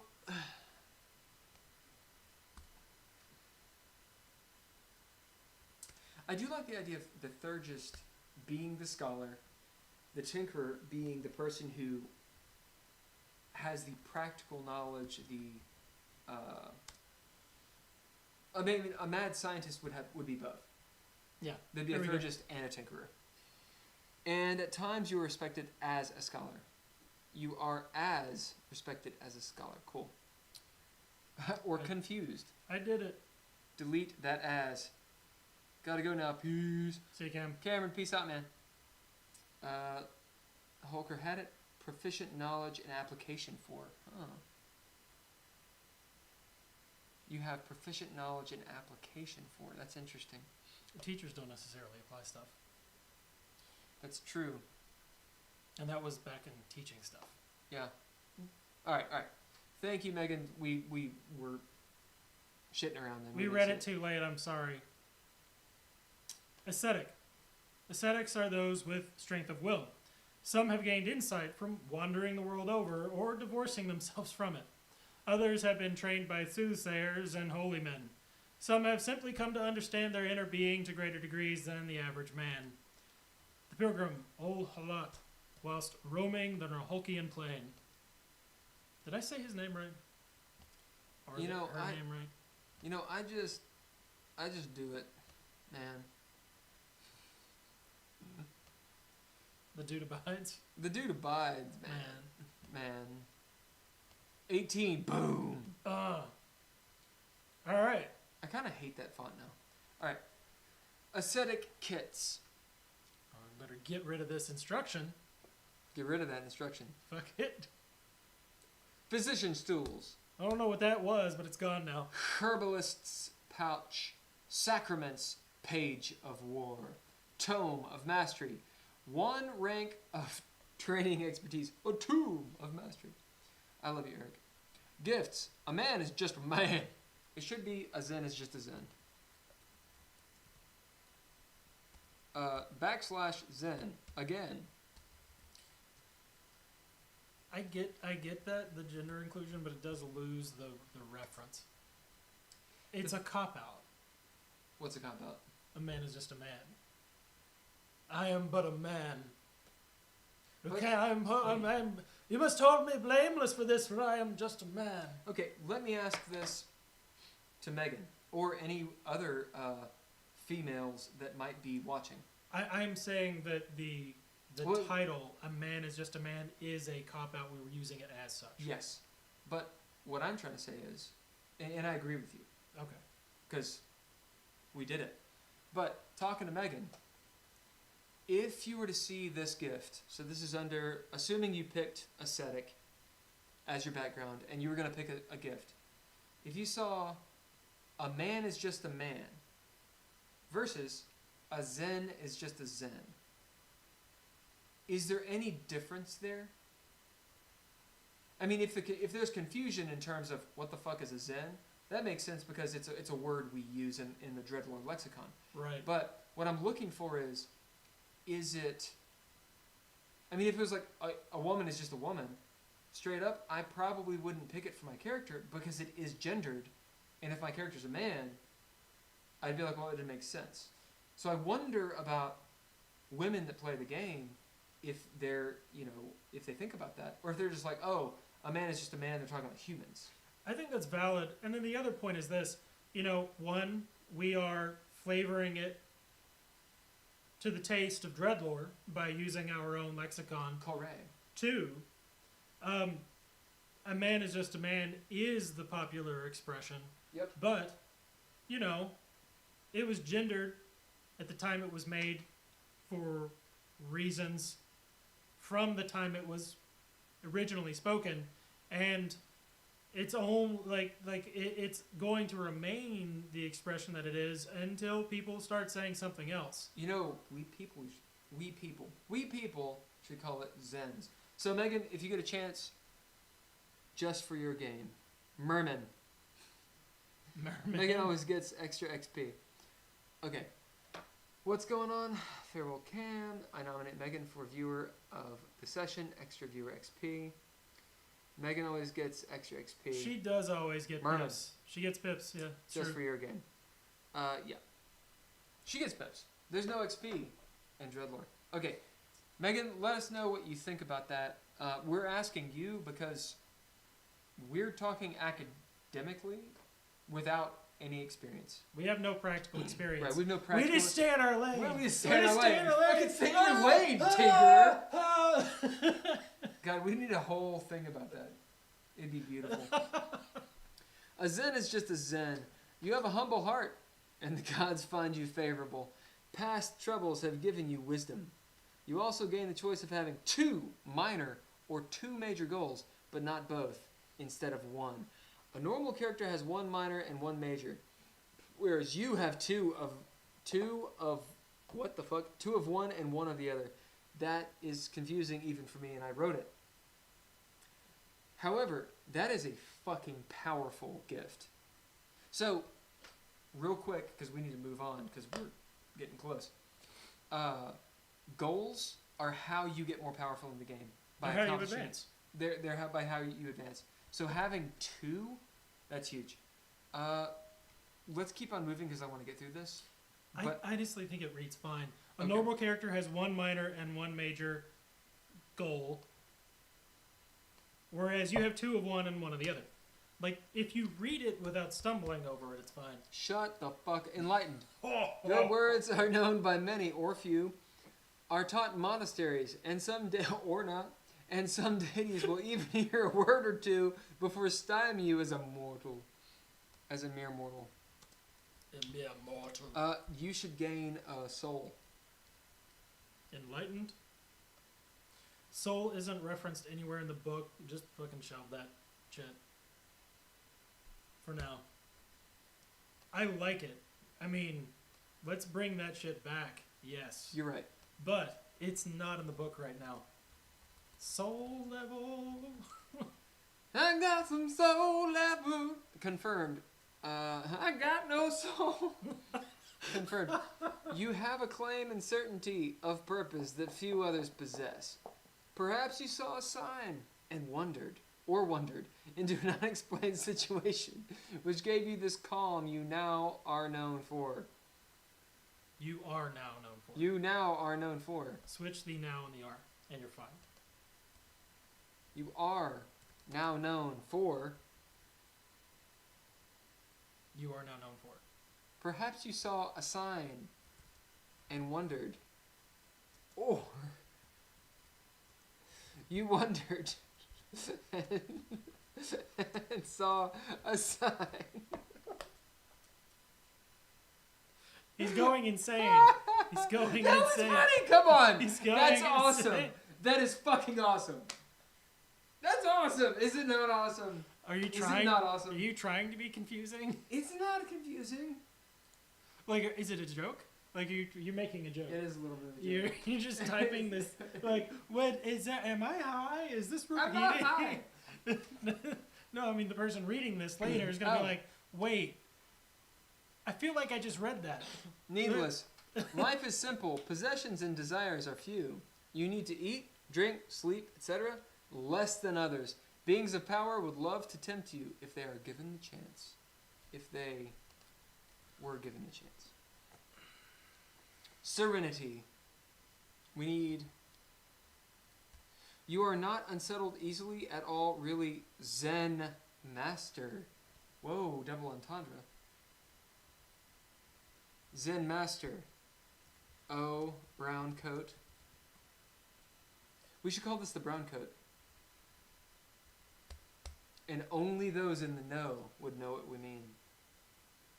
Well, the thing is, Mal is easily unsettled. Yeah, but the joke is you have to know what his ship's called. Uh, They'd be like, why is it called? No, just Serenity. Oh. Right? Right. I still say keep it Serenity. Brown coat. Keep it Serenity and reference brown coat in the explanation. Okay. Stoic. Though you're pretty deadpan or rigorous, your vanilla lifestyle allows you to trim the fat in relationships and be an objective witness. You are less affected by deceptions, ruses, or illusions. I think that one's good as is. Oops. You are now known for. It's truly based upon the reader. If you preface it with Zen being the word for the race, then it should be fine. This is already in the document before this, so it makes sense to me. Okay, sweet. Who Thank you you. calling you people? Just for your game, a lot of people may get their panties in a wad about it, but you can alter it to fit your game if you want it. Okay, cool. Cool. I seriously think it should be brown coat, because that is a good fucking reference. That's the only reason. It's a good goddamn reference. Also, I would pick it every fucking time. Just so you can have brown coat as a trait? Yeah. I'd say keep it Serenity, and then start it with you wear a brown coat and are not settled. And are not unsettled easily. Okay. For that, all right. You wear the brown coat and are not unsettled easily. You wear. No, it needs to be couched in a little bit of ambiguity. You wear a brown coat. No, you're right. The brown coat. You're right. You're right. You wear the brown coat and are not unsettled easily at all, really, Zen Master. Zen Commander. Okay. Troubled soul. Your fight with the darkness in your soul gives you grit others simply do not possess. Beings of worth generally respect you, dark fire. Unconquered. You have... Megan will get that reference. Unconquered. Actually, you will too. Fucking LARPs. Unconquered. Keep going. You have experienced great hardships, which have lined your body with emotional or physical scars. But your spirit is strong, and has never allowed you to stay down for as long, before compelling you to pick yourself back up. Ugh. Fucking edgelord. Devout. This is a new background. Devout is a person who has... Devout is a Zen who has faith and beliefs, or had them at one time. What she believes in is another matter. The gods, herself, fate. Oftentimes the devout are philosophers, academics, pilgrims, or priests. Yeah! Some are zealots, ceaselessly striding forward no matter the obstacles. Do it, devout kids. Gotta get rid of them instructions. Pack of scripts. Totems. Herbalist pouch. Sacraments and blessed vestments. Scholar satchel. Tome of mastery. One rank of training expertise. That's right. Gifts, all's given. You have a knack for finding out what you need, unburdened by worldly desires you are. We done? Yeah, we're good. All right. Believer, your faith is indomitable. Despite the circumstances and even your own doubts, it has granted you the strength and certainty of purpose that crafts your every decision. Charitable. Your mercy and goodness are widely known. You are generally accepted wherever you go and are treated well if captured in war. Deceiver, you have fooled hundreds or more with false teachings. I keep looking at the mic like it's the camera sometimes. Yeah, And it's hanging about. Evangelist, you preach the dogma of your order and convert others to the worship of your patron deity. Your words and actions hold weight. Friar, you travel to and fro, helping and teaching where you can, and you can perform mild surgeries and have simple knowledge of theurgy and alchemy. Mild surgeries. There is no such thing. You know, surgery went mild. It was a mild surgery. What does that mean? I think I was blending a game mechanic. You know, I pulled the splinter out your foot, man.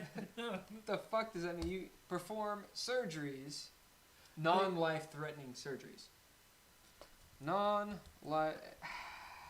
See, but I don't like that. I like the idea of the friar being like, I have to do open heart surgery. Right? But they don't know really what they're doing.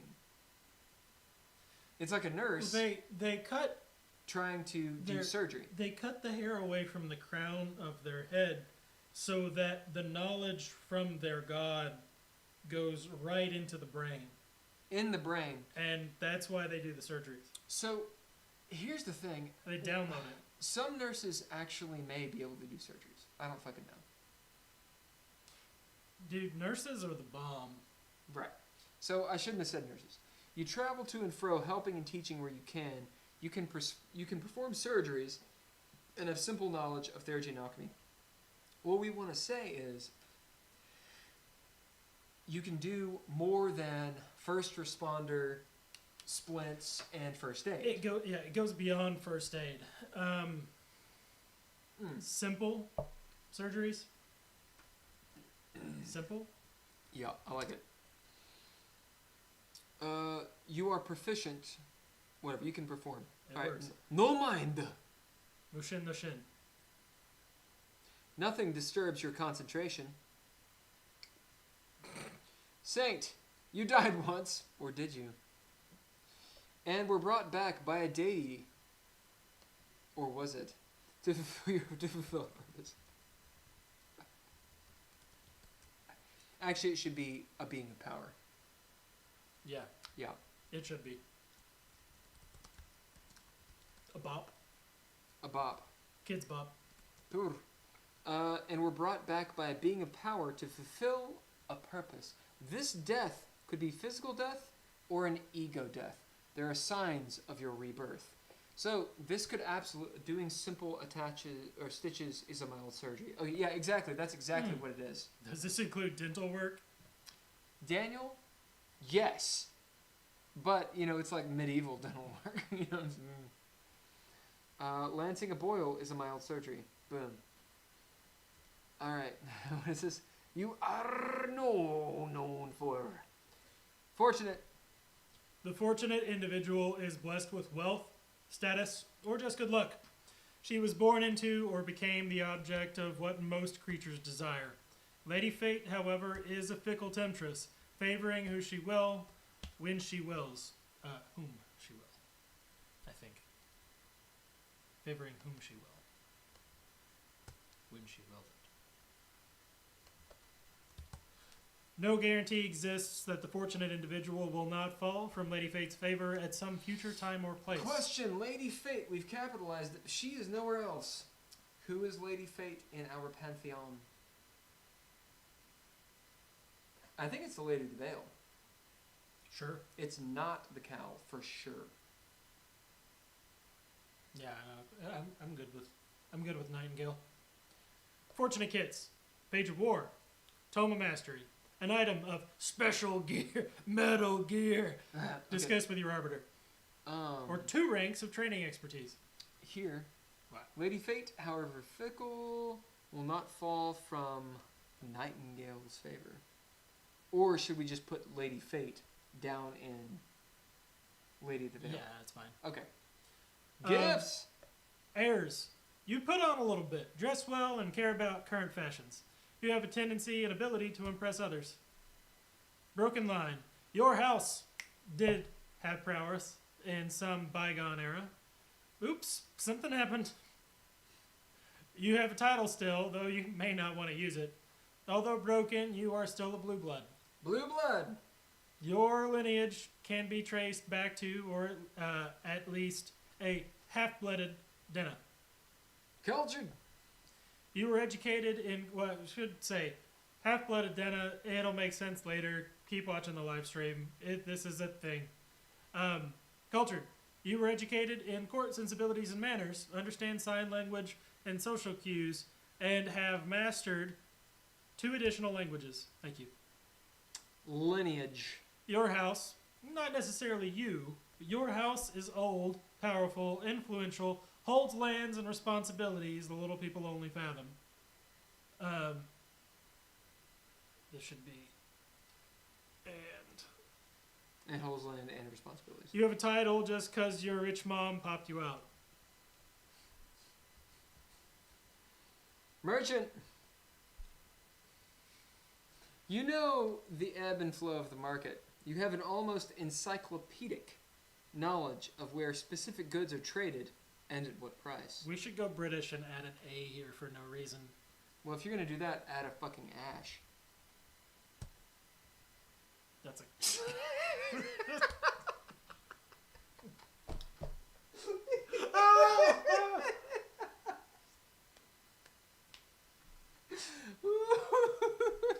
I'm pretty sure ash is not correct. I was just reading something about it, actually. Did you realize what you typed?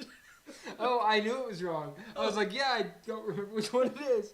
Is that it? No. Sociable. While other kids got sent home, your teacher gave you the 2nd, 3rd, and 4th chances. You know what I'm saying? That shouldn't be social. What you say and do is use your dick in the best light. It should be slut. Prodigy. Someone discovered you early on, you son of a bitch. You've always no fame and the respect of others. God damn. Okay. Renowned. You are well known by your subjects and peers for a great deed or woe. A great deed or a woe. You read fun. I mean, it doesn't matter. You can add the A if it makes you better. If you like it better with the A, add the A. It's good in either way. Successful. Your success doesn't surprise anybody. Choose how you have naturally excelled. Yeah. So there we go. Sorry, no longer. Simple surgery. Logical is fucking autocorrect. Indeed. Cool. Ari. Whew, we are gonna get through this motherfucker. We're gonna get through module 2. We're gonna fucking do it. Yep, there it is. Okay. Hyperdrive. Mage. As surgery is to science, so too is magica to art. Mages live, breathe, and exist in a world they perceive wholly different. I'm going to put as wholly different. As wholly different. Or wholly differently, but no. Differently. As wholly different from their peers. Not every mage practices overt forms of magicka, but all have magicka in their blood and souls. Mages tend toward learning what calls to them, the mysteries and beauty of the colors of magicka. Mage kits, the scroll of magicka. You may choose one of the scrolls, a circle within a scroll you already possess, or a new rank in a circle you already possess. A rank of training expertise for magicka.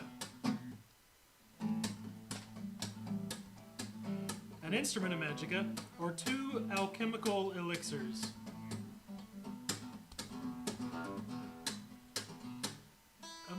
that's too loud. Yeah, that is actually louder than me. Can you all hear me when he's playing the guitar? Talk. Blah blah blah blah blah blah blah blah yada yada yada magica stuff major background blah blah blah blah blah blah. Ready? What? Why are you looking at me like that? Okay.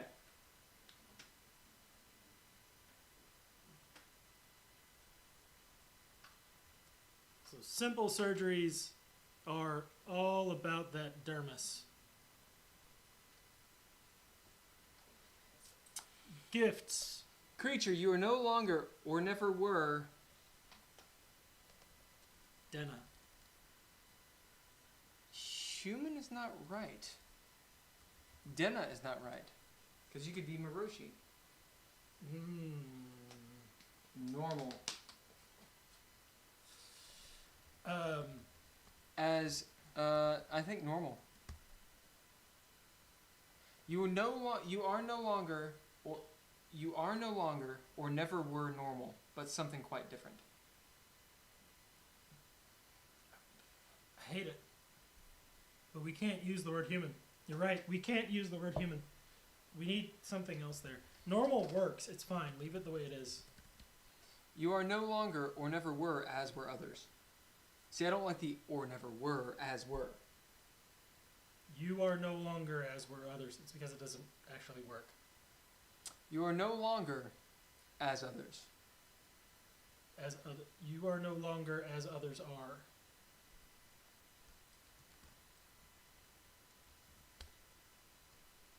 You are no longer or never were as others are, but something quite different. That's cool. I would say put this after here. Okay, do it.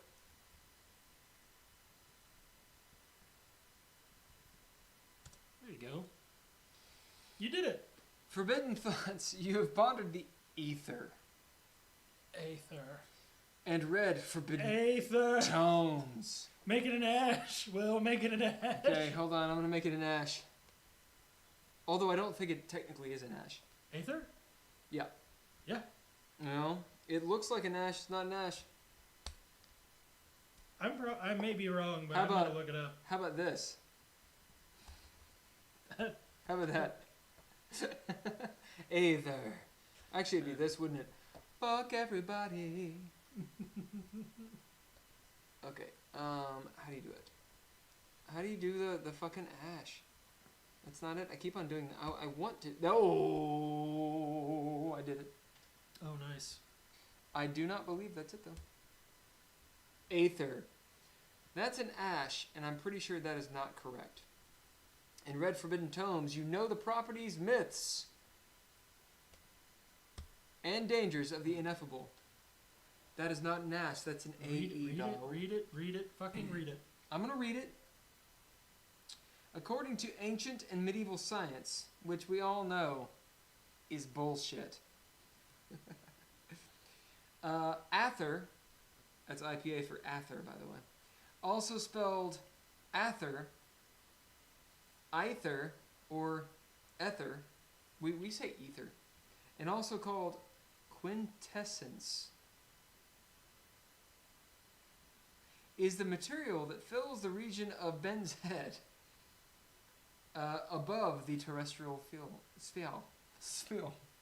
Yeah. Okay, I'm telling you, it's not an ash. But it's spelled in the ash there. Yeah, it really looks like one, but I'm pretty sure it's wrong. It really looks like an ash. I'm just saying, it's wrong. It really looks like Hold an on ash. a second. Is Aether spelled with an ash? It's gonna totally be right, isn't it? Sometimes. Oh, in Ather words. Hold on. Actually, I like that Wikipedia. Multiverse. This guy. That's God damn it! This is meta. totally. This is but it's literally the same definition. Yeah. Looks like I may be wrong, guys and gals. I hate being wrong. Okay, ash. You can be right about the pronunciation. Ash is a character formed from the letters A and D, originally egligator, representing the Latin diphthong A. It has been promoted to the full status of a letter in some languages, okay? Not ours. It was also used in Old Swedish. Fuck them. That's the A with the umlaut. Today, the internet, the IPA, uses it to represent the ah sound in the English word cat. Variants. As a letter of the Old English Latin alphabet, it was called ash, osk, Yggdrasil, osk. After the Anglo-Saxon Futhark rune osk, which is transliterated, its traditional name in English is still ash. It is often just called A. That's Futhork, bro. Shit! That's the third one. That's the third alphabet that no one talks about.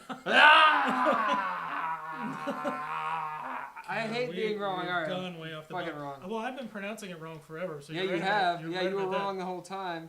No matter Ather or not, it's spelled correctly. I understand your point. Okay. Wather. You have pondered the Ather and read Forbidden Tomes. Alright, this is good. Gain +1 rank in a derangement. This is wrong. Or gain a new derangement. So gain a new... It wouldn't. Gain a new trait. Flaw trait. Just do flaw. Flaw in one of your... In a derangement you possess. Okay. Yeah. In a derangement that you possess. You possess, or gain a new derangement.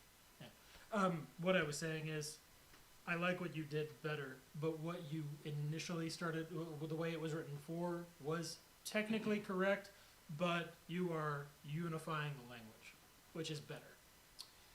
Oh. Yeah. Friend of no one. You will see ages of Zens.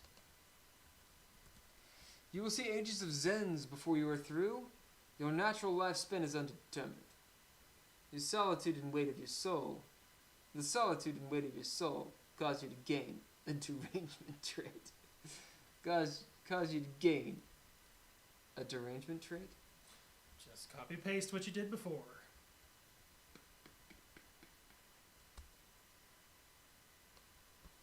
Made it hard on yourself.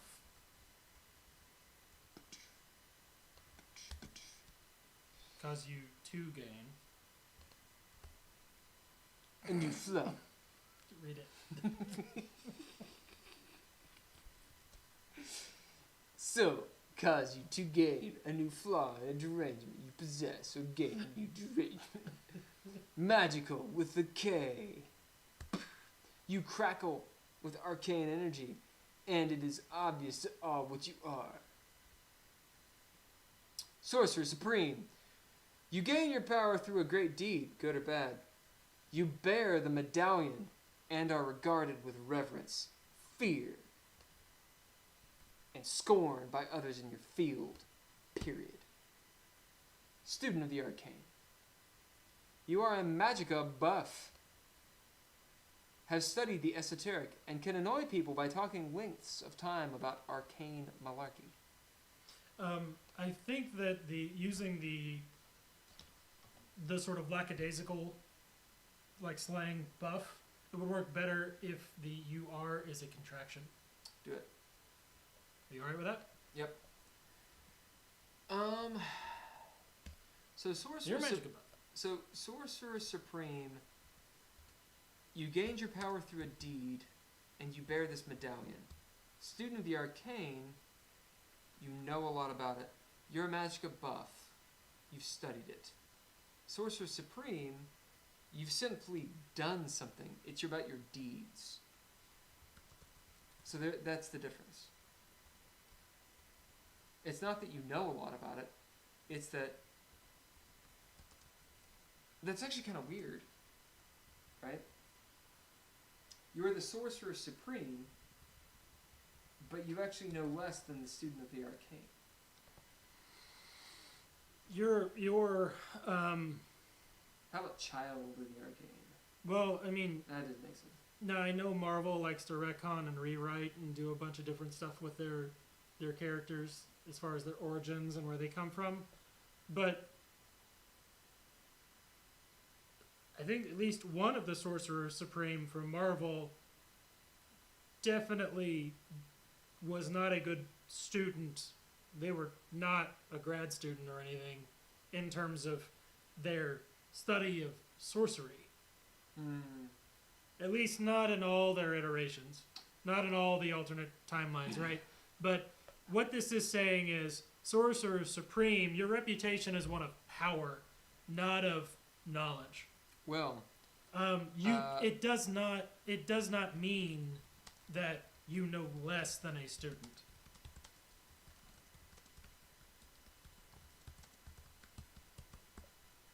check that shit out.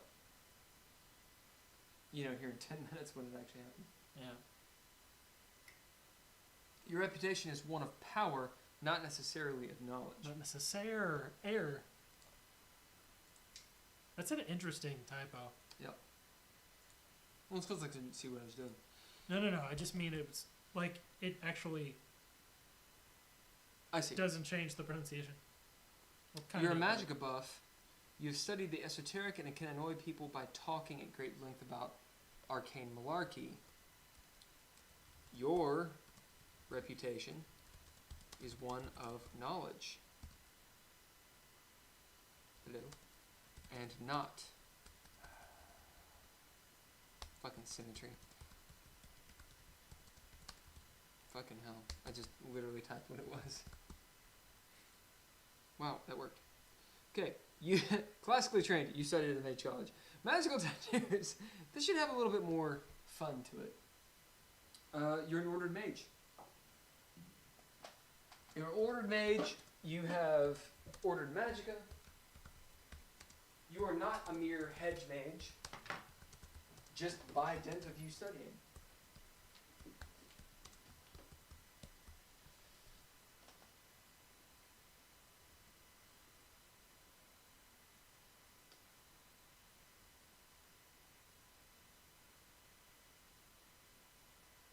Oh, what's up, Vlad? A little late, about 5 minutes late, but what's up? I just used quintessence. Yeah. I heard someone say Aether a while ago, and it is the way that I see a lot of people pronounce it, because the AE diphthong in several languages, including English, sometimes is pronounced A, rather than the Latin diphthong, which would have been, I guess, A, like ash, or cat.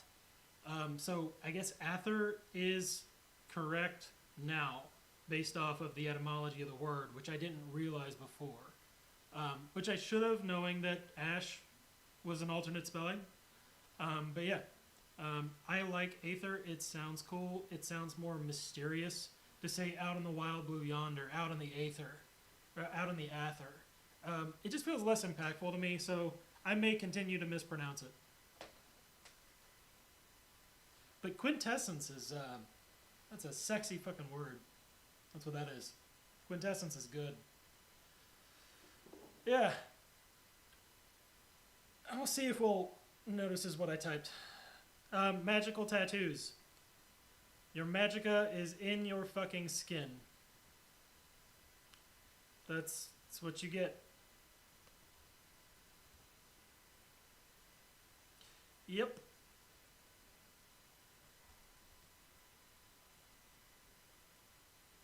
It is. Ashes is still a separate letter in several of those languages.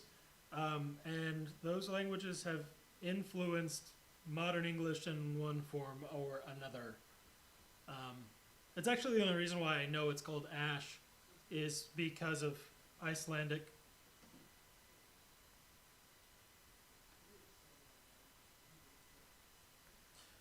So, mercenary, another background. I will leave this visible for him. Scoundrel, bounty hunter, warmonger, You may have been called all of these names at one time or another, but you, however, have your reasons for the choices you have made. If you're going to risk your neck for another creature, why not make a living out of it?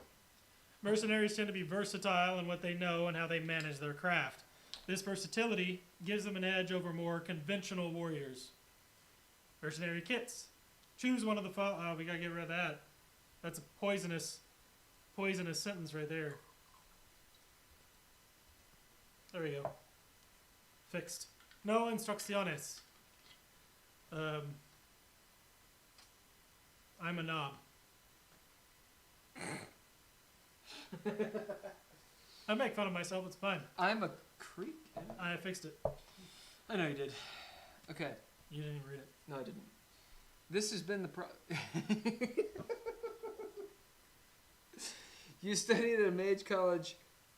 You are an ordered mage and can't wait to punk the edge-ass mage punks. Magical tattoos. Your magicka is in your fucking skin. The in your fucking skin thing is what you wrote. Oh, that was already there? That was already there. You can't wait to wreck. I should put those hedge-ass punks. Ah.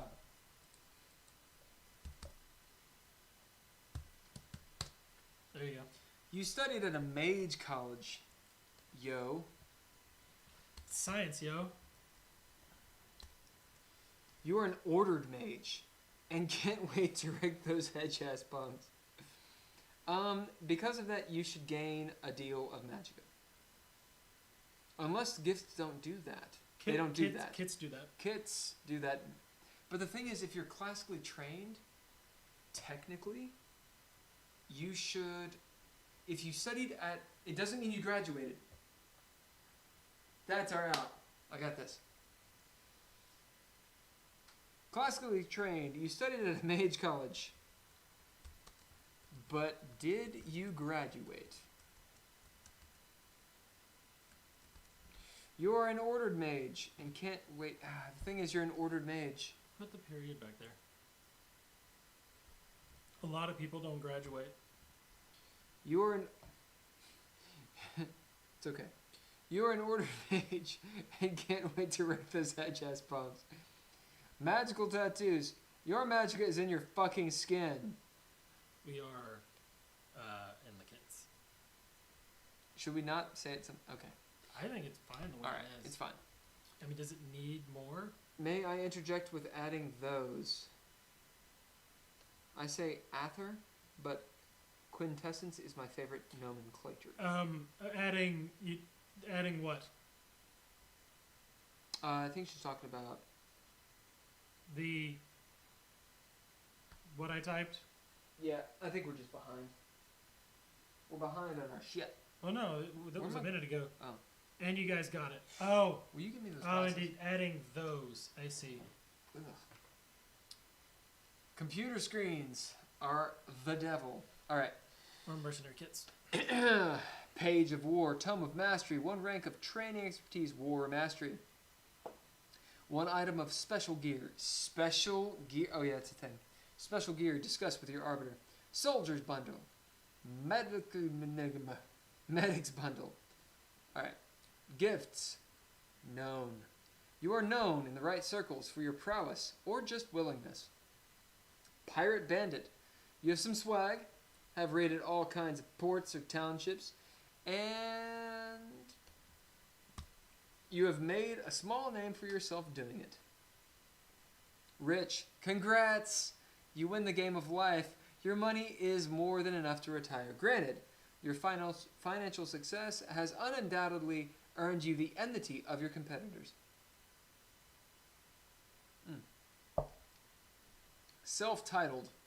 You led a band of miscreants. You have a title got from some adventure. So, I'd say... Semicolon? You lead or have led. And then... Semicolon. Sold out. You're morally ambiguous. Horrific acts may only seem distasteful to you because you suck. Sold out. Horrific acts. This is more than just because this is all combat oriented, and it's not necessarily combat oriented. It should be a list of things. Perhaps you're sold out because horrific acts. Perhaps unethical acts. We need to add this. It's not. Well, unethical acts can be horrific. Yes, but not necessarily, which is why we should put it in there. Okay.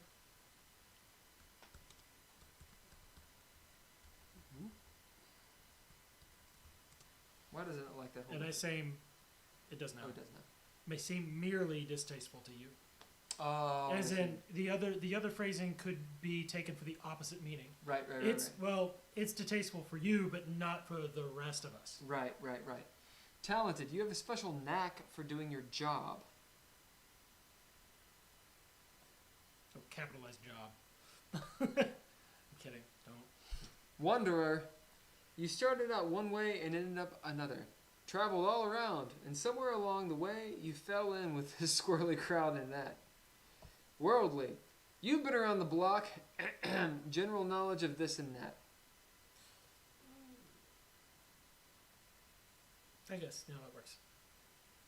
Yeah, it isn't. It is a parenthetical, so it's okay to be jarring. That is in fact what you can do. Ranger. Go on. Rangers feel most at home in the wide world and in the out of doors. You should put the out of doors. Because symmetry.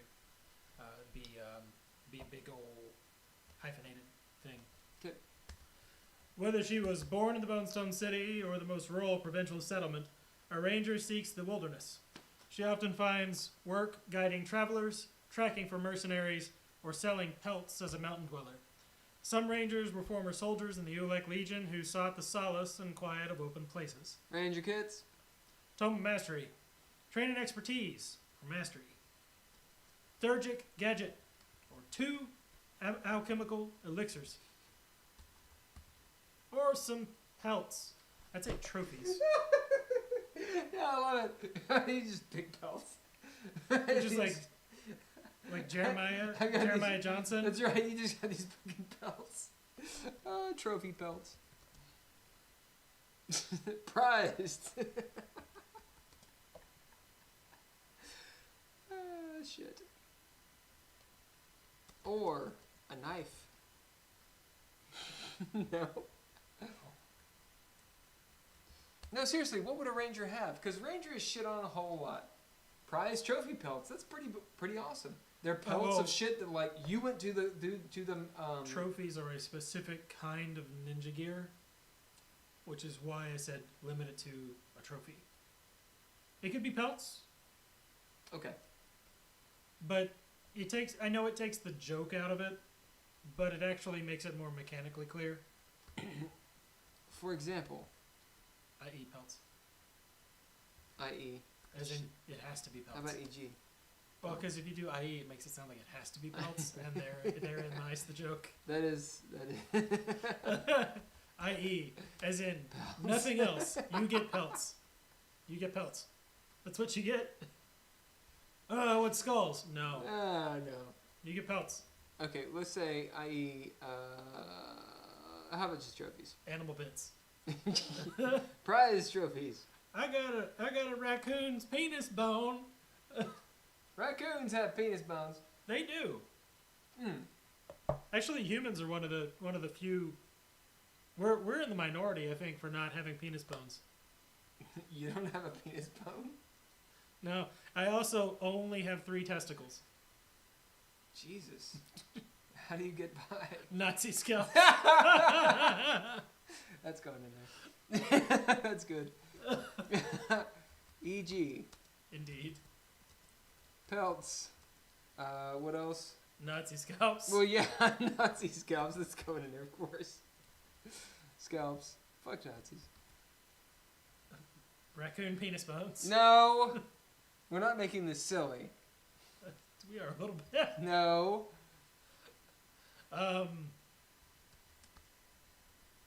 What else?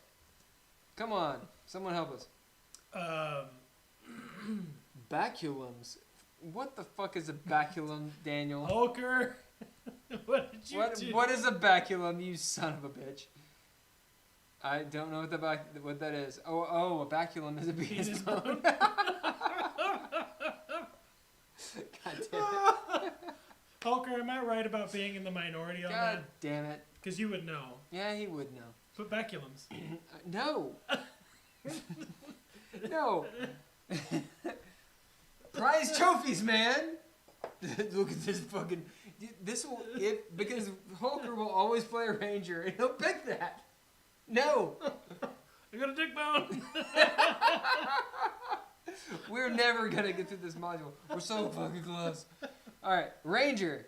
Think about the play of the ranger. How about a medicine bag? The skulls of your How enemies. about a fucking medicine bag? Because that would be a medic bundle. Do like the skulls of your enemies. It's a ranger. We're not talking about like Rambo. Well, I mean, What's a cool ranger? well, what's his name? The Happy Gilmore's trainer. Happy Gilmore? He lost his hand to that gator. We're not talking about. I can't remember. That was his Was nemesis. that Danny Glover? No, it Who was was oh fuck me. It was Apollo.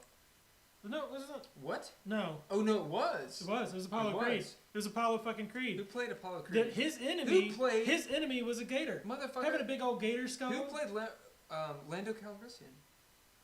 That was Billy D. Williams. Then that was Apollo Creed. No. What? Really? Okay, I gotta look this up. I'm sorry. Billy D. Williams. Really? I thought that was Apollo Creed. That's fucking Apollo Creed, dude. Billy D. Where's his filmography? Really? No filmography? What the fuck? You need to check. Films. Oh my god. There it is. There. Click the link. Oh! Give it. Make it. Do it. Where's the 80s? Is it not him? Oh my god. It's not him. This entire time. Keep going down. Holy shit. I was wrong. Wait, go back up. Maybe I should just... I'm looking to see. Yeah. Rocky. What the... Oh. Told you. Oh, you're right. Oh, I'm so bad. Who played Apollo Creed? Oh, no.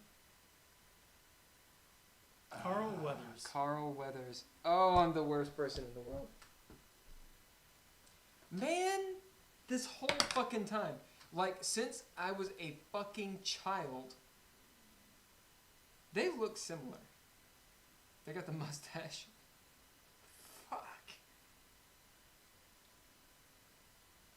No. Chubbs. Chubbs. All right. So Damn it. Chubbs' enemy was that gator. I cannot believe that I thought Apollo Creed was the wrong man this entire fucking time. Damn it. Animal fetishes. That's what you get. You get animal fetishes. I am disappointed with myself. Okay. Tome of Mastery. I'm getting back into it. Training expertise. I suck. Okay. Training expertise mastery. Yep. For the Tome of Mastery. Right. Expertise within that tome. 1 Theurgic gadget. 2 alchemical elixirs. You only get 2?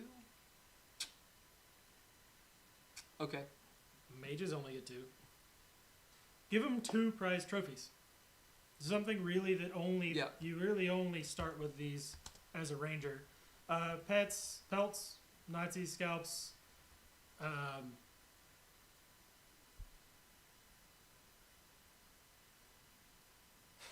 That's all rangers do. I thought you were laughing at my stomach. A cool watch. Cool Animal skulls. watch. Do animal skulls. Okay. Bird bones. Animal skulls. How about Just edgy. How about skulls? We're talking about things that people normally wouldn't find. Look, listen. Ben knows, yes. Antlers and horns, ivory, teeth and jaws, wings, feet, hooves. Lots of feathers. Hooves. Listen to my hooves. Listen to them clippity clop, clippity clop. Animal fetishes. Lots of feathers. Just lots of feathers. All right. Okay. Animal skulls. I want what's the word? It's not ordinary. Extraordinary. Something else. Out of the ordinary. Extraordinary? Yeah. I know that's what it means, Apollo Creed. Okay? Carl Weathers, please. God damn it. I thought they were the same guy. I'm an ass. Racist. I'm clearly racist.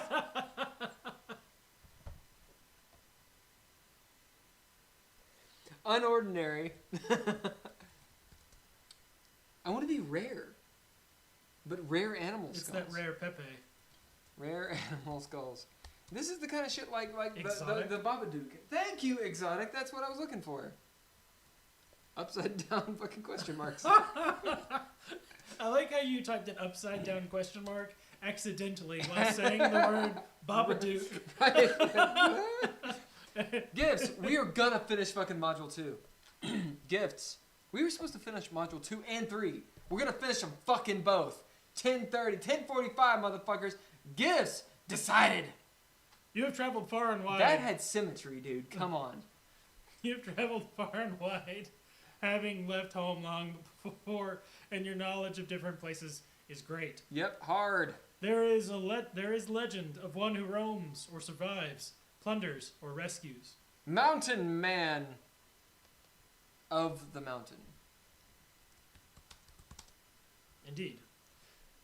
You love the wilds above all else, are put off by crowds, Hate it. but you are tough enough You tough to get nuts. by in them. You tough nuts in them. You probably prefer to sleep You outside. son of a bitch. Strider. Move and operate quickly in wilds, rarely worrying about survival. No. It's move and operate. Oh. You don't move in the wilds. You operate in the wild. Sit in the dimly lit corner of the tavern with your hood Right. up. Normal Zens. Normal Zens. No. Normal Zens. Move in the wilds. Ho, ho, ho.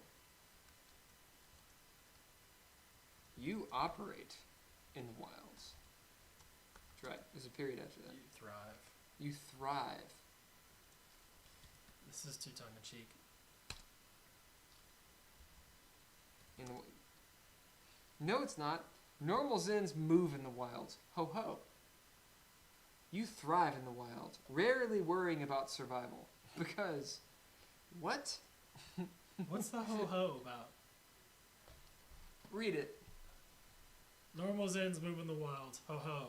That has an exclamation mark. What do you want from me, man? Listen, ass. You're like, this is a little. Normal Zens move in the wilds. Ho-ho. You thrive in the wilds. That is not. Really? If you were going to type that in like a text, you'd be like, ho ho. That's an exclamation mark? No, that's a stupid emoji. Fuck that. Read it right. You read it. No, I already did. I know Instead what of it just means. sitting there and telling me I'm wrong, read it. Listen, my job. I don't want to. No, you were not the Carl fucking, Weathers, read it. You are not the director, motherfucker. I am the Jarl. Try to read it. See if you can. I don't want to evoke that much energy. Exactly. Exactly. You're Strider. You evoke that much energy. Normal Zens move in the wilds. Ho ho! You thrive in the wilds. Rarely worry about survival. You suck in the wilds. You rarely worry about survival while you're in the wilds. If you delete my ho, you son of a bitch.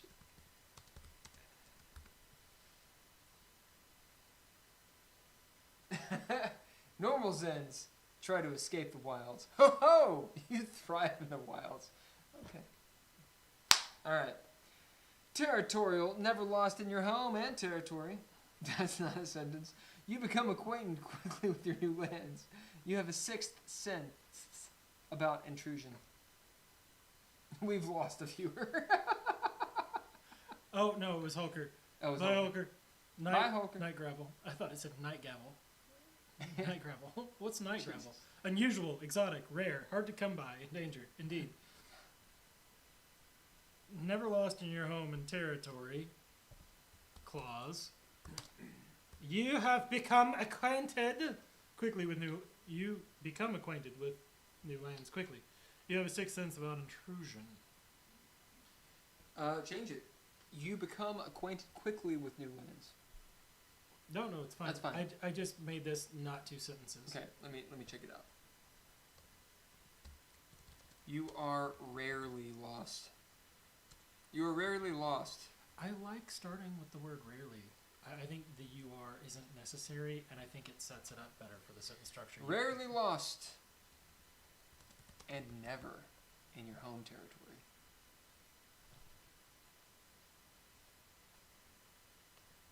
Yeah, change that. Ampersand. You become acquainted. You become acquainted quickly with new lands. Should say. No, it is correct. Okay. You have a sixth sense. Sixth? How do you say that? Sixth sense. Look at it and say it. Sixth sense. Say it 12 times. No. That you see, you fucked up. Sixth sense. That's not two, that's one. We'll do it 12 times. Walkabout. You are restless or have wanderlust. We will get through this. You are restless or have wanderlust. When the north wind calls, you go where it leads. You get by when others would not. When others falter? End quote. Why is that there? There's just an errant quote. I don't know. The whole thing up until now is one quote. That's why. Think about how computers feel. They're like, what the fuck? Ah! Wild. Choose a region. Choose a region. Or type of terrain. Or type of terrain. Or biome. You understand how to coincide with its various facets. That would actually be IE. You're right. Unless you do this. Indeed. Choose. But this is so lame for something that's wild. That's shitty. You're wild. I bid wild. What can you do? I just kind of get shit real quick. Just know That's not wild at all. That is literally the opposite of wild. Shit that's wild is like, fuck this all. Oh, I hate this new shit. I gotta get back to the wild. Honestly, I think you should switch Strider and Wild. Do it. Switch them. I'm gonna turn on this goddamn fan.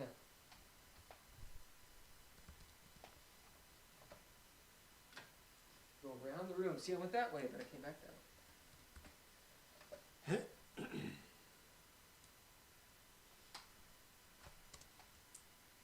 We're gonna have to do a whole alphabetized something. It's fine. Okay. The underdog. Yep. Endangered. Okay.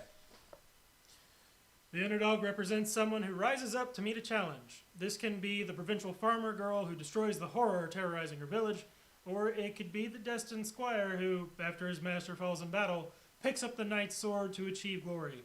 Further still, the underdog could represent a noble's firstborn who realizes her true destiny. Underdog kits. Choose one of the following. Just kidding. We didn't say that. Get rid of those instructions. I don't need them. I don't need roads. Truer. Because her destiny is to not. The whole idea is that. Yeah. Yeah. You're subverting expectation there. Page of War.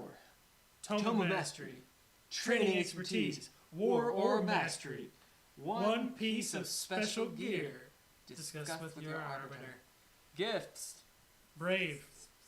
Truthfully, you're an ordinary lad or lass, but you have a brave or dumb enough, but you are brave or dumb enough to stick your neck out for what you believe in. Capable. You have untold potential. Welcome to being Generation X. Extrennial, whatever, millennial.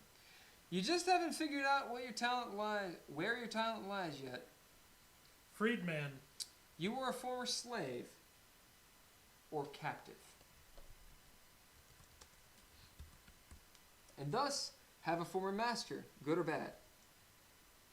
You are proud and have earned your place, but you still bear the branding of your past. The branding, the brand, the scars of your past. Or Shame, brand. the shame of The your shame. defeat. The scars Scars of your past. of your past. Greater break. I'm wondering, I don't like that actually. do we need that comma? Does it need to be a separate clause? Does it flow better without it?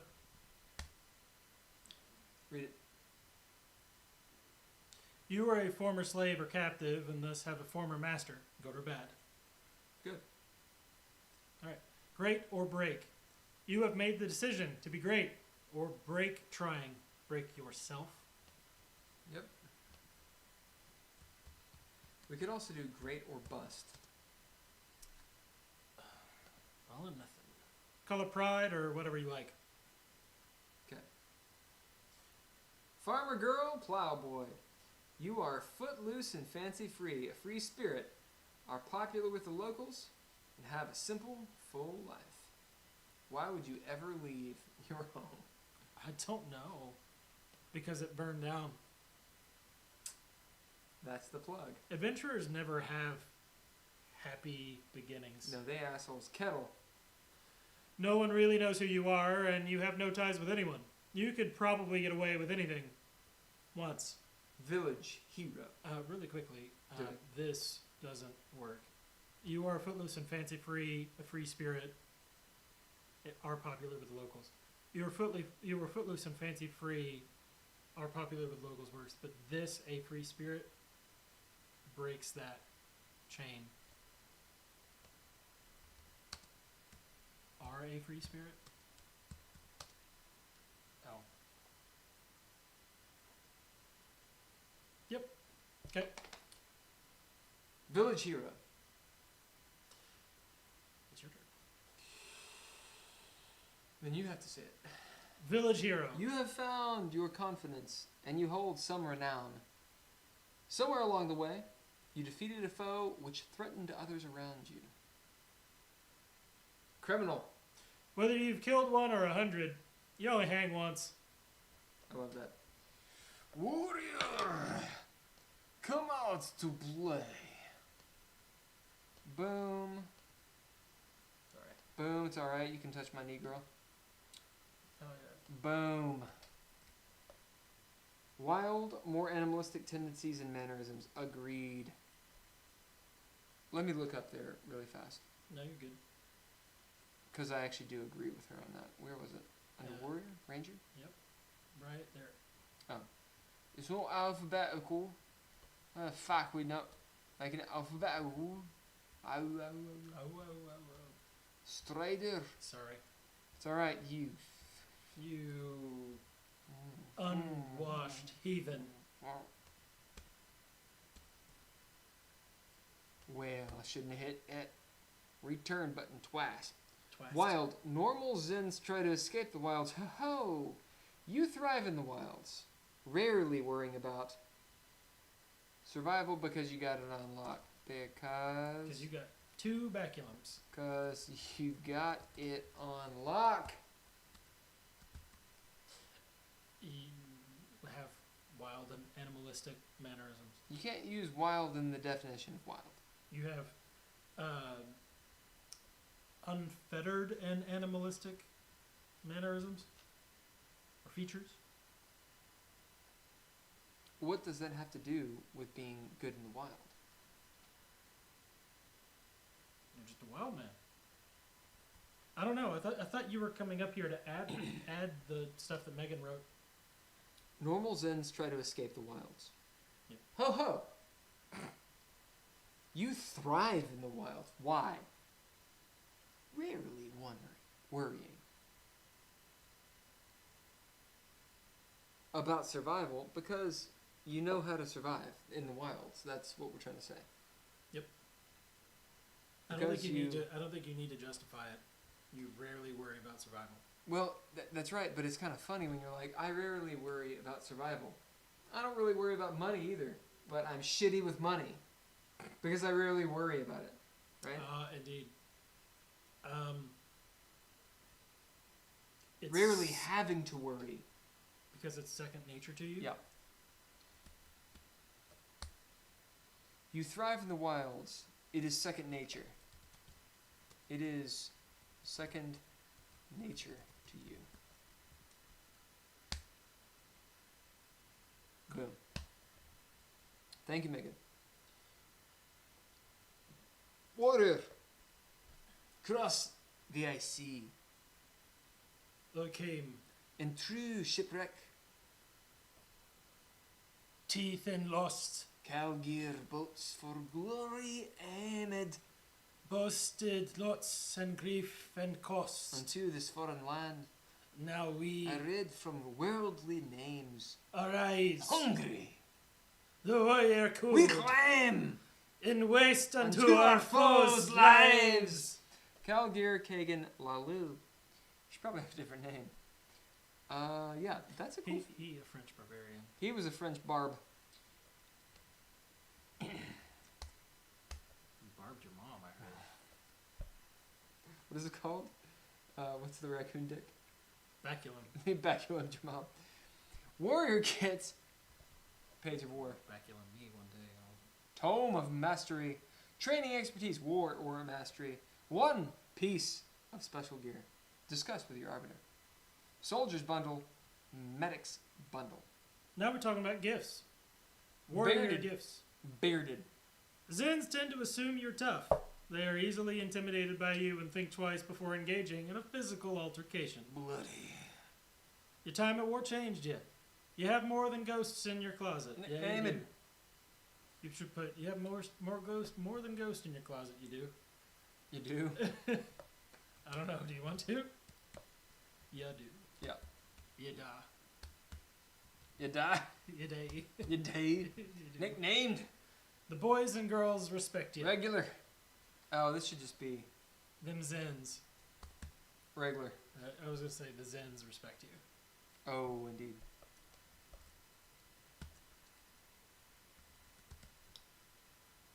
Cool. Regular. Gain an income and rank from your service to the crown. No one picks this. It needs to be better. You're a regular It's soldier. Fine. Here's why people don't pick it. One, the games in which we played soldiers were 1.7, and gifts gave mechanical bonuses, so they were weighted differently. Yep.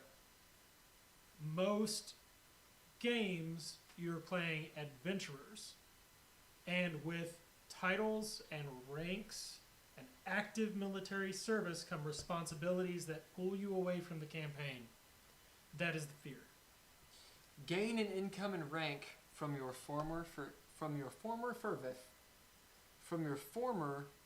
services rendered. From your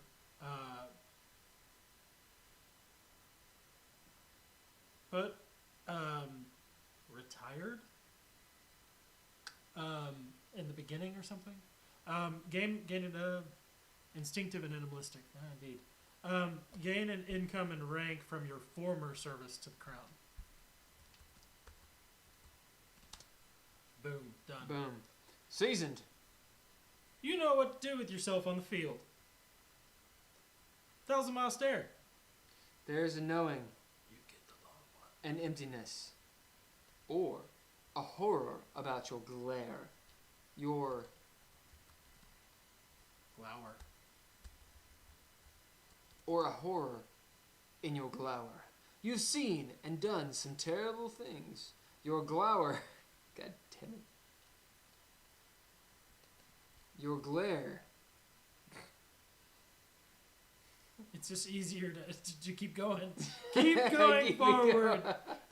There's Your no other way glare. shut. The only way out is through. Your glare. Let's Zens know you mean business. It tells Zens. Tell Zens You your mean business. glare tells your unholy glare. No. No. Your glare tells Zens You mean business. you mean business. Ah. And can even convince them that you are right. The unfearing recognize the stare and tend to afford you at least a modicum of respect.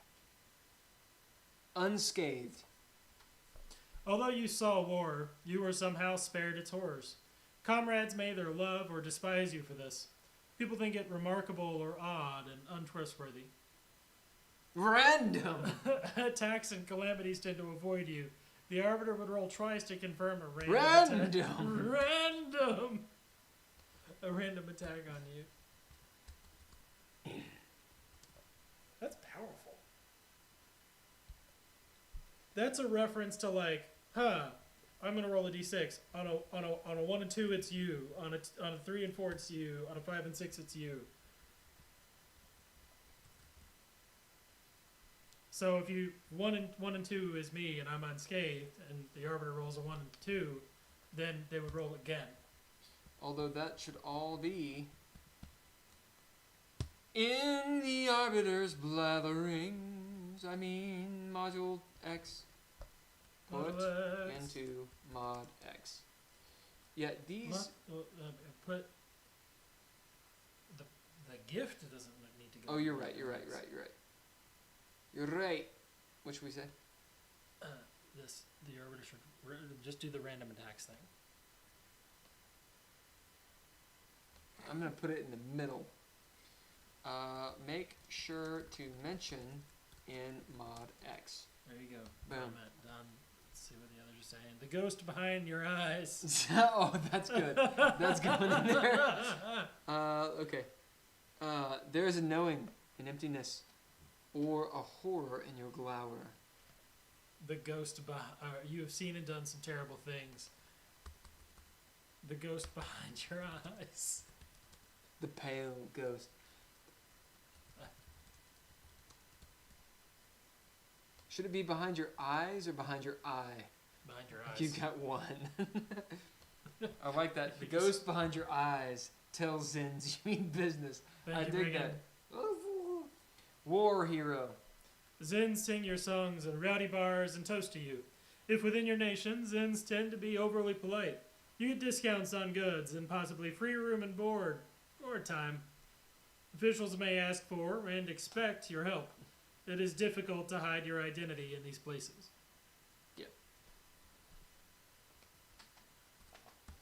Taking away my punctuation. Within your nation tends to develop Cause you's a bitch. You been taking away my admiration.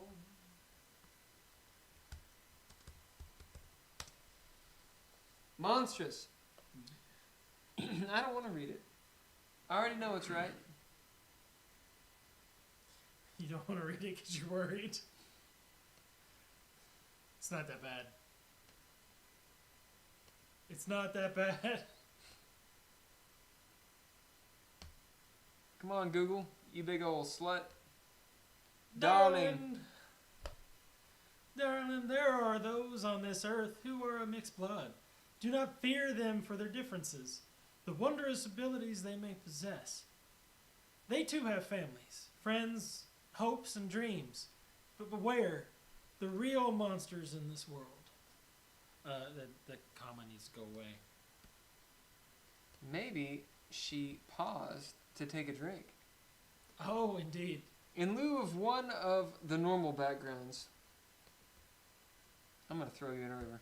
It's the A Oxford player. comma. You've been doing it all She is a mother to her child. Duh. Duh. In lieu of one of the normal backgrounds, a player may choose monstrous as their background. Is that a character trait? It is. Did I just fuck up? Yep. What'd I do? You added a DS. Ords. Backgrounds are a trait, technically. Monstrous acts as other backgrounds, except that it only ever grants one gift each time it is selected, and the background monstrous, as well as any traits gained from its gifts, acts as a flaw when used as a trait. Here's what I would say. Would you say it or do you say it? I say this. All that's going to do for players is that it just means that they will never take it as their first background. Why would unless they're Eric. Right. Why would you? Maybe you were actually born this way rather than being changed. Well, no, I mean, I'm agreeing with you. Okay, yeah. So it's a disincentive that doesn't need to exist. It already doesn't give you a gift or doesn't give you a kit unless the Arbiter says, yeah, okay, fine. And there are flaws. So it should act like a core, but give you a flaw. It would just get rid of it. It should give you a flaw. You're monstrous. Actually, it gives you two fucking traits. You gain a flaw trait, which is a trait you can bid, and you gain the trait monstrous. You don't gain a flaw. Read it again. No need for it. Oh, monstrous acts as a flaw. Yeah, the traits you get from the background, as well as the background itself, act as flaws. That's bad enough. Alright, do it. Flaws, when you bid them, it raises stakes a little bit on your roll, because it basically a failure is a crit fail, and success is limbo, and so on and so forth.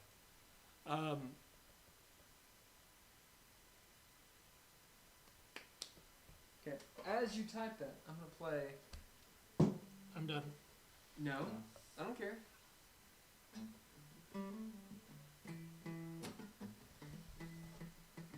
We got 5 minutes. No, we have to get through mod 3. Oh, we'll stop playing your guitar. Read, motherfucker! I can't, I don't want to compete over the guitar. I want to get some water.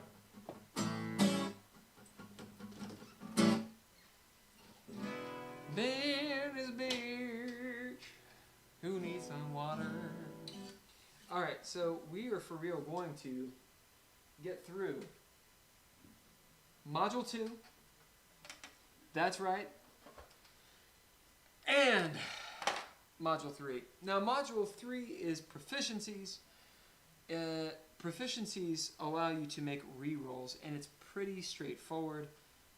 Just to take a look, if you can see this, if it's large enough, let me make it all bigger. Okay, check that out.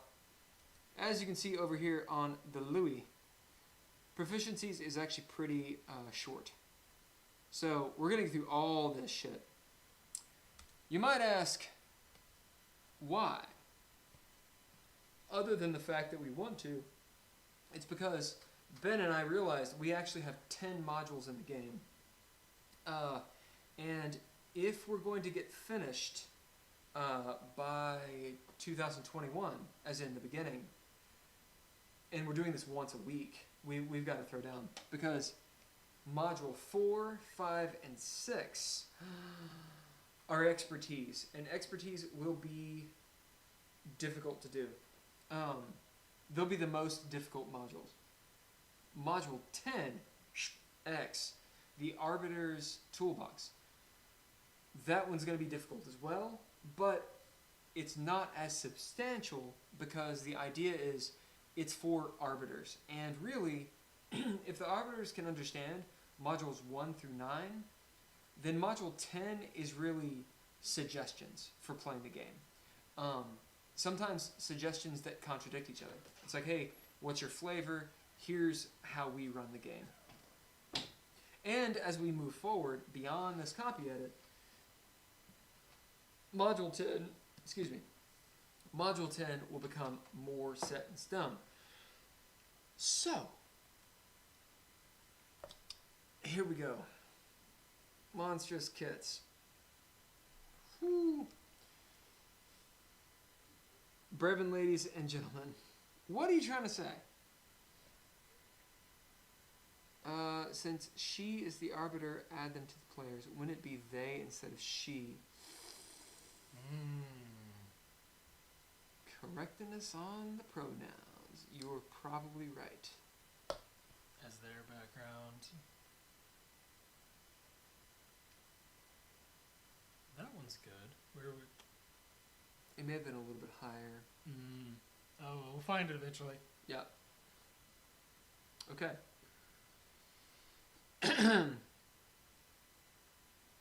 All right. Unlike other backgrounds, being monstrous does not immediately grant any kit. The arbiter may allow you to gain a single element of a kit, which is a kit, from another background if it is appropriate for your monstrous quality.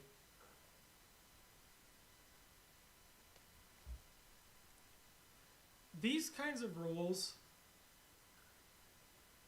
basically put the arbiter in a position to be called a dick. A diok. A diok. A diok. Because they could say, yeah, okay, you get a kit. But they could say no. And it makes me wonder if we need to have that. Unlike other backgrounds, being monstrous does not immediately grant any kit. Unlike other backgrounds, being monstrous,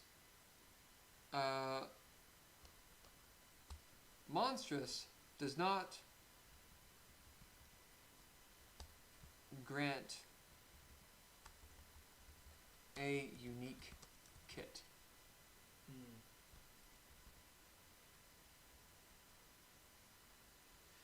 Actually, that works. Just do a kit from another background. Yeah, that's where I was going. Get rid of that single element. A kit from another No, undo that. Undo that. Just get rid of a single element of. Yeah. The arbiter may allow you to gain a kit from another background if it is appropriate for your monstrous quality. There you go. So there's still that blessed ambiguity. How about you may gain a kit Sure. if it is blurb? I was still allowing for that ambiguity of the arbiter being able to say no if they want to, without putting an emphasis on it. Gifts automaton. Your pieced together body does not communicate pain so well. It is tough from the imperial chemicals used to preserve it. You are a monster. Gain +1 DR. Any roll you make for feeling or noticing but not resisting extreme heat, cold, or pain is impaired. First of all, that never happens. You take that for the DR. I think this should be it.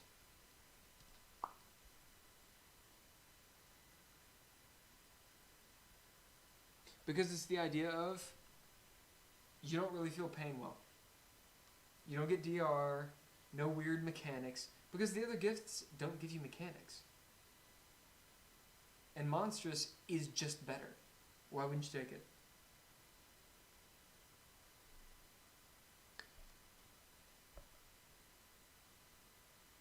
Then yeah, let's do that.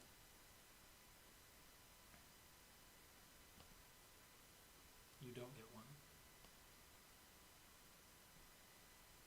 Oh, I see. These do give you mechanics. Okay. So you don't get a kit, you get something special. Okay. Do not grant a unique kit. Does not Or grant, do not grant a kit. does not grant kits. Okay. Yep. So Okay, so you get DR. yeah. Alright. But there's the downside. Yep. What is What is DR? Do we talk about DR anymore? We don't talk about DR anymore. We don't? No. Okay. Greg, I'm gonna get some water. Oh fuck. Damage resistance. Technically, it would be reducing the number of successes on attacks against you by 1.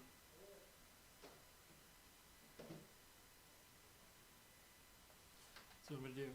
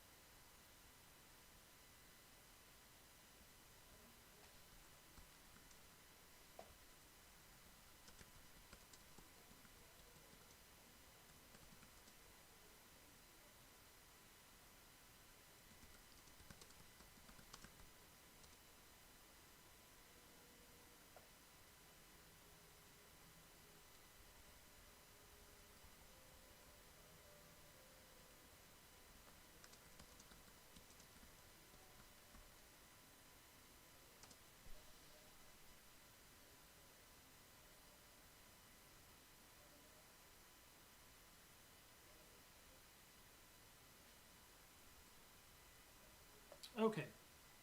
So let's read this again. Your pieced together body does not communicate pain so well. It is tough from the imperial chemicals used to preserve it. You are a monster. To preserve your or to represent your resistance to damage, attack rolls made against you have a -1 penalty. However, your unfeeling nature has its downsides. Any roll you make for feeling or noticing, but not resisting, extreme heat, cold, or pain is impaired. Chameleon skin. Your odd skin allows you the ability to blend in with your surroundings. With enough time sitting still, you may boost the relevant aspect die for rolling or for rolls related to stealth.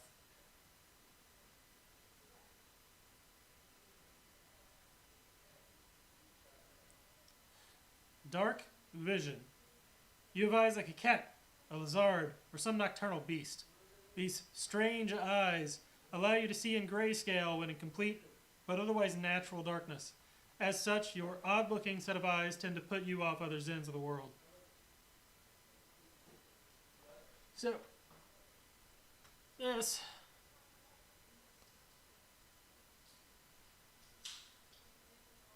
is sort of problematic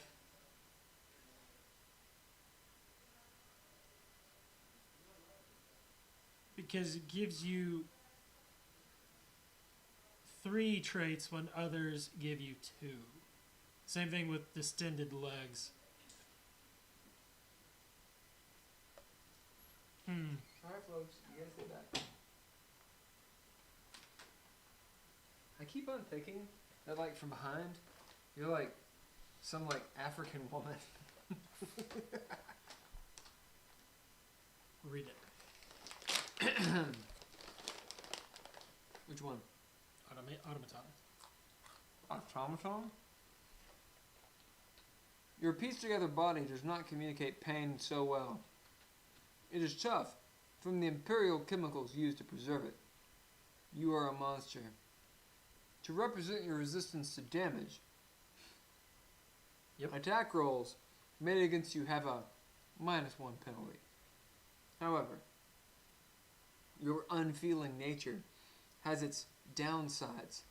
Any roll you make for feeling or noticing, but not resisting extreme heat, cold, or pain, is impaired. Basically, it reduces the number of successes on attacks against you by 1. But I have to say penalty and not a reduction, because reduction would be a die type change. Right? Chameleon skin. Already, Very good. already did that one. Dark vision. I'm talking about, should it give you 3 traits instead of 2? Same thing with distended legs. Odd looking. You have eyes like a cat, a lizard, or some nocturnal beast. These strange eyes allow you to see in grayscale when in complete but otherwise natural darkness. As such, your odd-looking set of eyes tends to put off other Zens of the world. Fine. So you think they're getting monstrous dark vision and odd looking is okay? Yeah. Because technically you get a third character trait, whereas others only give you 2.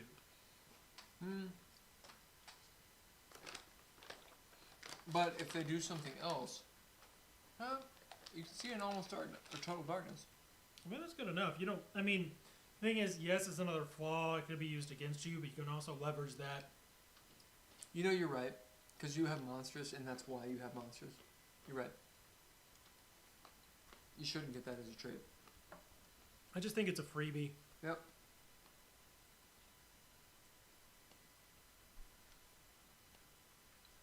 With dried fruit is the bomb.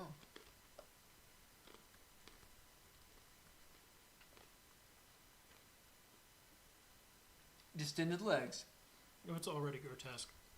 Your legs are grotesque to most, worshipped by some cults, and increase your heroic speed and your maximum speed by 1 step. Ooh, that is antiquated. Yes, it is. You can run good. You run good.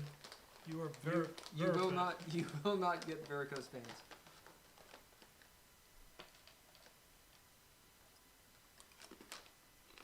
And if you do, you have fucking distended legs. Your legs are grotesque to most, are worshipped by some cults.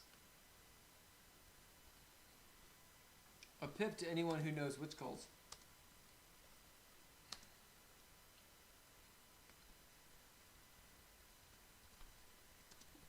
You are the speed. Was that the dog? I think it's like thunder or Oh, booms or something. gills. Nobody wants fucking gills. You have gills that act as a filtration system. Really, is that what they do? Which allows you to breathe normally. Under conditions that would normally suffocate a Zen in a matter of minutes. Why don't we just say you fucking breathe underwater? Because you have different options. What about your skin? You're in a vat of acid? I can breathe. No. No, that's cool. I can I breathe. can breathe it. I'm on fire. I can breathe it. I can separate the oxygen out of this acid. Poison gas makes sense. Do all acids have oxygen in them? I think the reason that acids are acids is because they release an oxygen. Oh. I think. Not 100%. That's why they're always hydro or whatever. Anyway. Not a chemist. Gills only operate if it is possible for you to inhale. Nice. Thus, the environment must contain oxygen. Gills do not allow you to inhale a solid substance. You may choose this gift more than once. Each time after the first grants you resistance. Oh. To a specific chemical elixir. Interesting. Okay. So, Did we talk about resistance? we have resistance. I think. Megan, have we talked about resistance as a mechanic on this live stream? Let us know. Comment down below. Pull in the Megan card. No, I mean, you could be right, but she's going to know. If I'm wrong, I'm wrong. I've been wrong, I've been wrong. The whole Carl Weathers thing, I'm just saying, really, really getting it for all it's worth. I've been wrong like 14 times on this stream. I can't Already. believe I mistook. Okay. You're the one who keeps bringing it up. I haven't rubbed Shut that in. up. I haven't rubbed that in at all. Hibernation. I hate this one. Fucking Eric, man. Okay.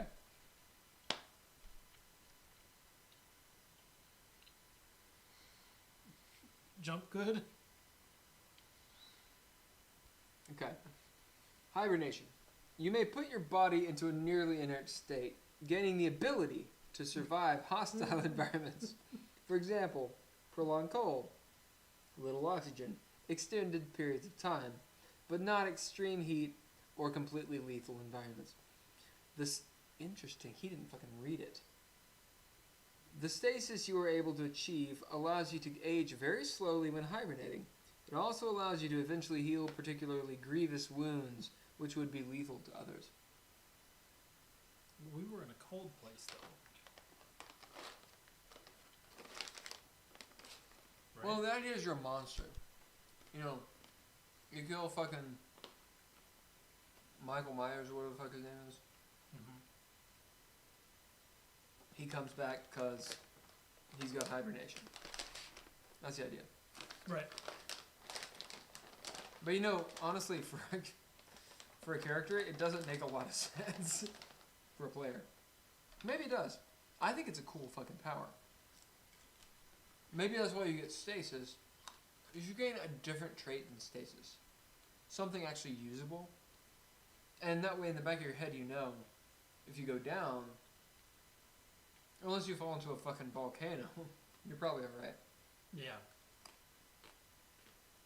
So what's the trait? It's hibernation. You don't think you should gain anything more readily available?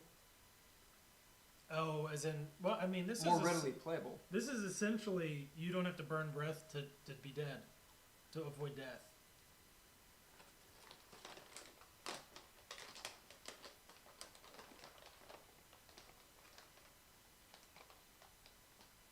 Like, I think that's what it gives you. Well, if you get stabbed in the heart, or your head's cut off, you can't hibernate. Whoa, okay, so that answers where I was going. Like, unless someone comes up and coup de grace you, then you don't take that. Like, the flare, that's all flare. Like, how the damage is expressed narratively. This is allows flare. you to Groot. Yeah. Yep. Exactly. So are you wanting the trait to be Groot? Huh. I think we go back just like the rest.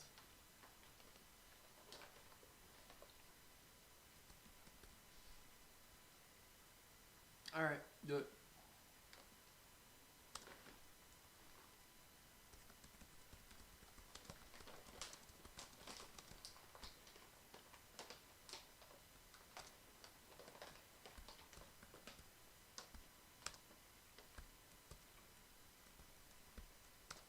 Brun. You were gonna leave it there, weren't you? Yes. I saw it the whole time. I was like, good.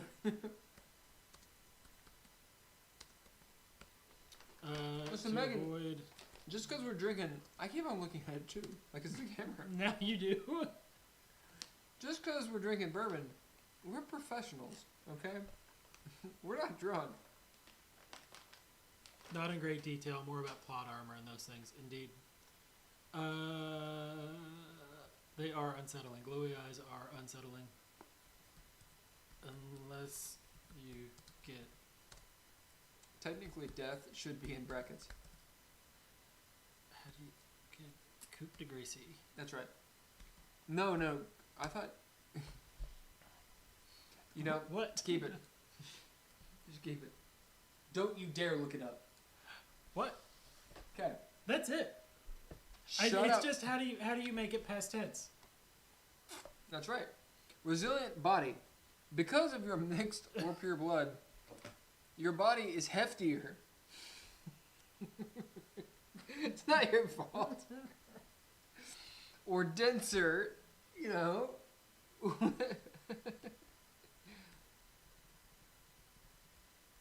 Than those of others. Gain a +1 rank to your brawn aspect? That's stupid. That's stupid. Get rid of it. Get rid of it. Yeah? Yeah. Fuck it. Make it go away. I do like it's funny. Because you're a fat fuck, gain +1. That's how it's written.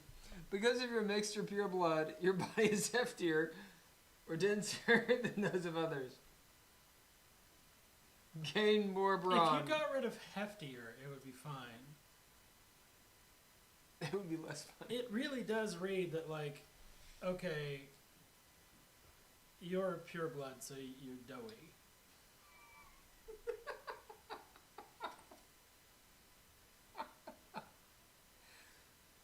We need the monstrous people to be able to have monstrous strength. That's why they get the brawn. But really, that's not that great. I mean, the brawn aspect bump is good. The brawn aspect bump is really good. I mean, it's permanent.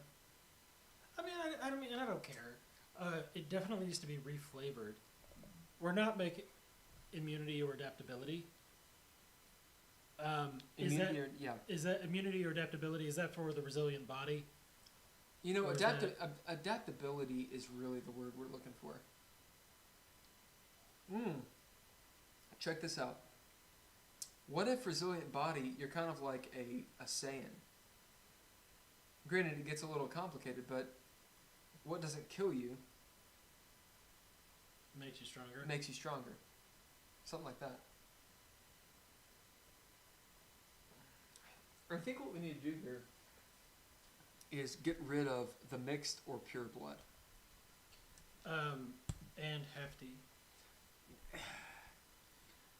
I mean, Your body you can play player characters of all body types and genders, and that's fine. is denser. I don't think that it should be written in a way that it like shoehorns you into a body type. You know what I mean? This is essentially the other half of automaton. Your body is fatter than those of others. Okay. All right. What's that X-Men? X-Man? Is it The blog. The The blog. blob. The Blog. blog. The blog. The blog. No. He talks about shit He's right. online. Anyway. What are you looking at? It's the coulda. I'm looking up the past tense. Really? If you're talking about the past tense of the French, coup de grace, you want to say, wait, what is it? It depends on the subject. It would be, tu as eu coup de grace. You have, tu as fait coup de grace. Tu as fait un coup de grace. That is. So it's It's Same. not English. so it's the same. Coup de grace. Just put coup de grace. Motherfucker. It's French. What would you put? That is what I would put. You just said it would just be coup de grace. It's always coup de grace. It's like deer. Do you know the word I got obsessive I got deer to. or pedantic? Let's move on. Resilient body. This one needs to be done. Your body is. Than those of others. I like that actually. Your body is those of others. Your belly demon. Okay. Resilience and brawn. Now, part of brawn. Keep on looking at the fucking mic. Part of brawn is your constitution. Right. Part of it is your strength. It's the idea that you're a thick, son of a bitch. You are built like a brick shithouse. But I've always liked the idea of there's a person who's just very dense. They could be slight and wafy, but they're dense. And they're hard to hurt, and they're very strong. Your body is stronger and more adaptable than others. Gain a +1 rank to your bronze. But that's not monstrous.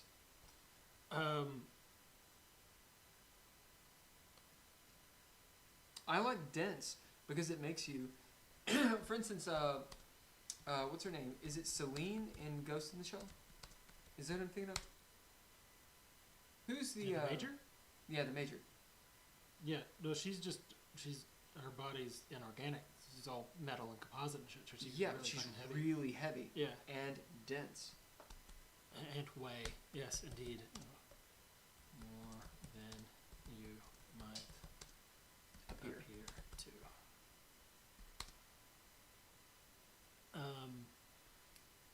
Yeah, I like it. Move down. Okay. Tooth and nail. Your horrible teeth and claws are considered medium weapons What for kind dealing. of teeth? Look at that. Oh, it's just a rabbit. Yeah. For dealing damage when fighting unarmed or grappling. That should be a big old D. Why? Listen, that was your convention, motherfucker. No, I It's always not try to mine. get rid of it. Fuck you. Oh wait, You're no, the big you're D right. guy. I was the big D guy. You're the big D guy. You're right. You got a big old D. I'm looking at the mic instead of the camera. Mike looks like a big old D.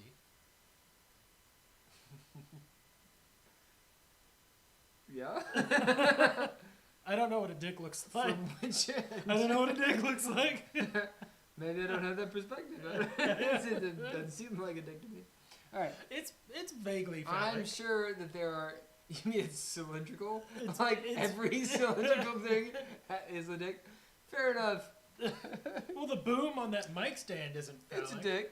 The The boom has an angle. no, I said the boom on that It mic has stand. knobs and an angle. No, I'm not talking about the mic stand as a whole. I'm talking about this boom. The boom isn't Listen, phallic. boom- It's cylindrical. The boom on a mic actually may be that. It's not phallic. No, it's The not. mic is a little phallic. This is why we get nothing done. I just don't. I mean, I get the idea. I guess. Yeah? It It can be confusing. means a lot of things. It could be confusing. I think the idea is that, it means stupid. You're incredibly stupid. You're a boob. You're- You're an idiot.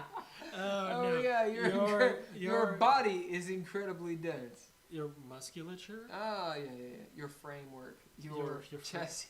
your chassis, body Only your ass. is. Incredibly dense and Your- weighs. Come on. I was man. oh my god, I did the wrong your. Oh, my God. It's not my fault. It wasn't me. I didn't even see it. To the note, your horrible Well, teeth. no, it was right. You are incredibly dense. Oh, it was it was correct. It was correct. Oh, see, okay. No. You are body. You, hard body. Your horrible Together, teeth. strong. Apes together, strong. What is it?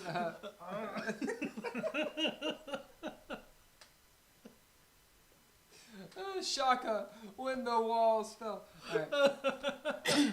Your horrible teeth and claws are considered medium weapons for dealing damage when fighting, unarmed, or grappling. When grappling, you may choose to use both teeth and claws when dealing unarmed damage.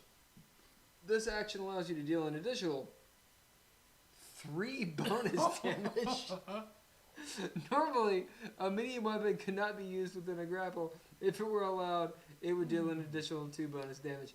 Christ. Okay, I'm gonna. We need to fix that. Because that's like, you're like, and I murder you. Like that. So, let's put it this way.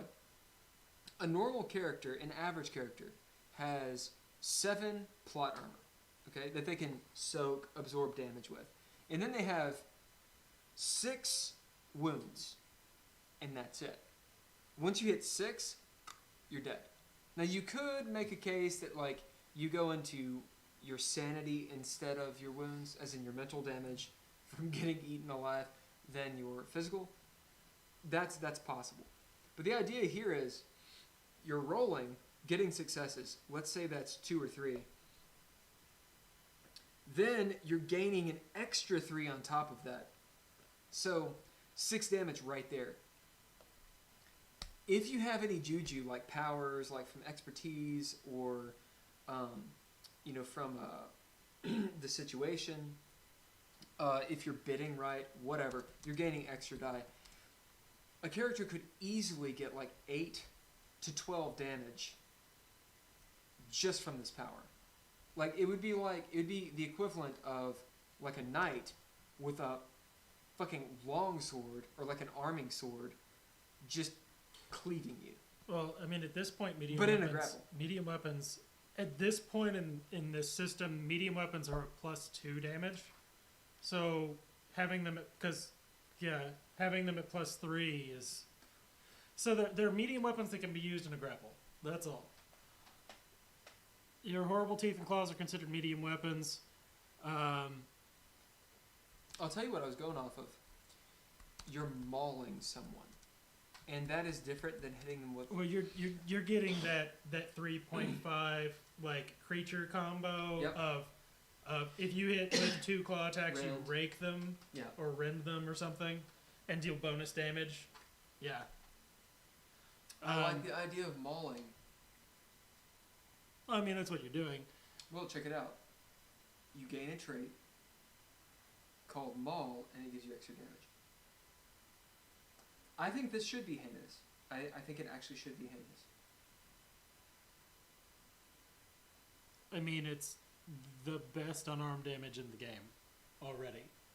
They're the only medium weapons in the book outside of special gear that can be used in a grapple.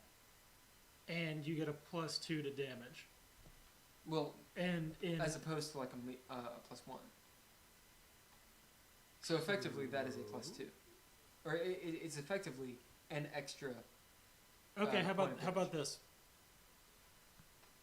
You get your teeth and claws in a grapple, so it's +4. I felt like just now you jumped the shark.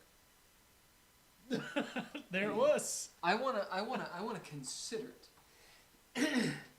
Well, I'm trying to bend to your desires here. Your horrible teeth and claws are considered medium.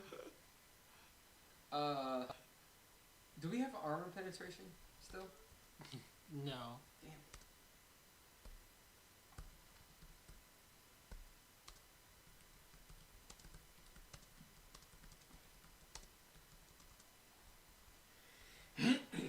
So through the various incarnations of Dreadlord, we've had different damage types, different armor types, all kinds of things. DR is still a thing in this game. I'm telling you, it appears later on in the book, for sure. Okay. Your horrible teeth and claws are considered medium weapons. However, unlike typical medium weapons, these can be used whilst grappling without penalty. Why doesn't it like penalty? I need to penalty. That's why it doesn't like it. Penalty. You should probably make that a game mechanic. What? Penalty? Mm-hmm. I'm leaving it as not the game mechanic to be more general Okay. than just penalty. Okay. Like I'm allowing for impairment You're penalty. right. This like is fine. Your teeth are medium weapons. That's huge. Your teeth are swords. Yeah, you have swords for teeth. Okay. Yeah, cool. Other ideas. Work with your arbiter about fleshing these out. Should we even have these on here?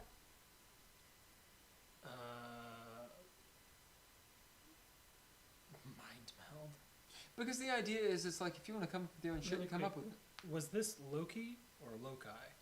Sorry, I touched your screen. I don't care. Loki magics. Loki magics projected. Oh yeah, it's Loki. Just with a C. Yeah, with a C. Don't you correct it, you son of a bitch, motherfucker.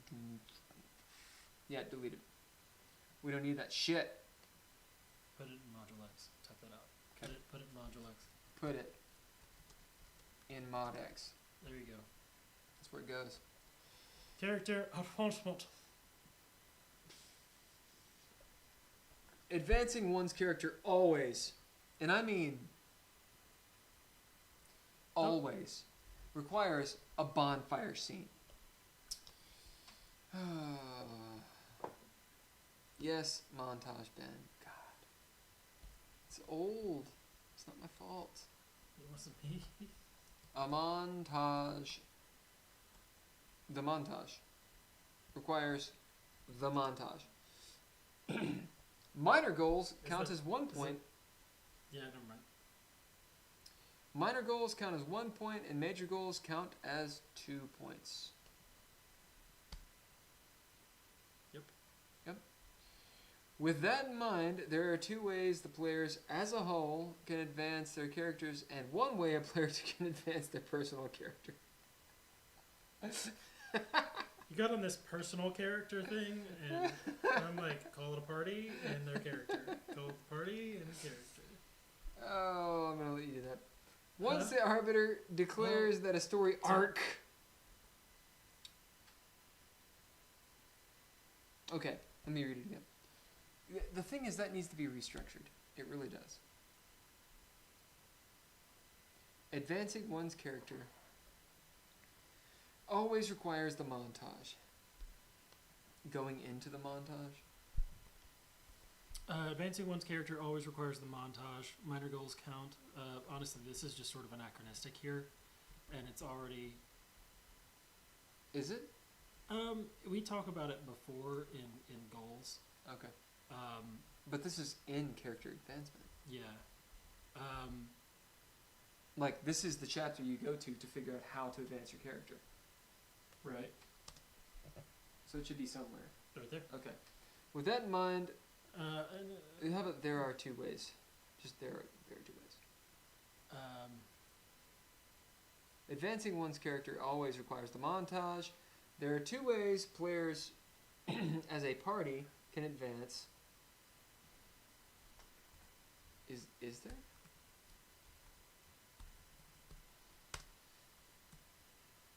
And 1 way a player can advance their character. But the party can advance in 2 ways? Yes. 12 points from achieving goals as a group, or when the story arc is complete. Oh, the arc. Yep. Right. The Arkenstone. Once the arbiter declares a story arc is completed, all players may choose to advance their character. So here's what I think.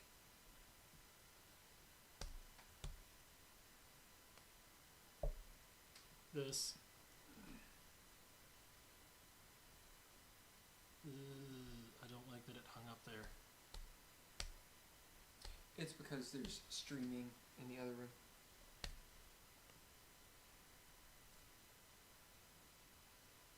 Oh, I see what you're doing. Just reordering. Yeah.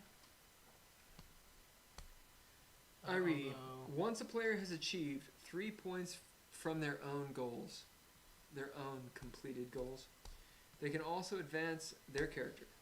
They can also advance their character. Yeah, I'm working on it. Yep.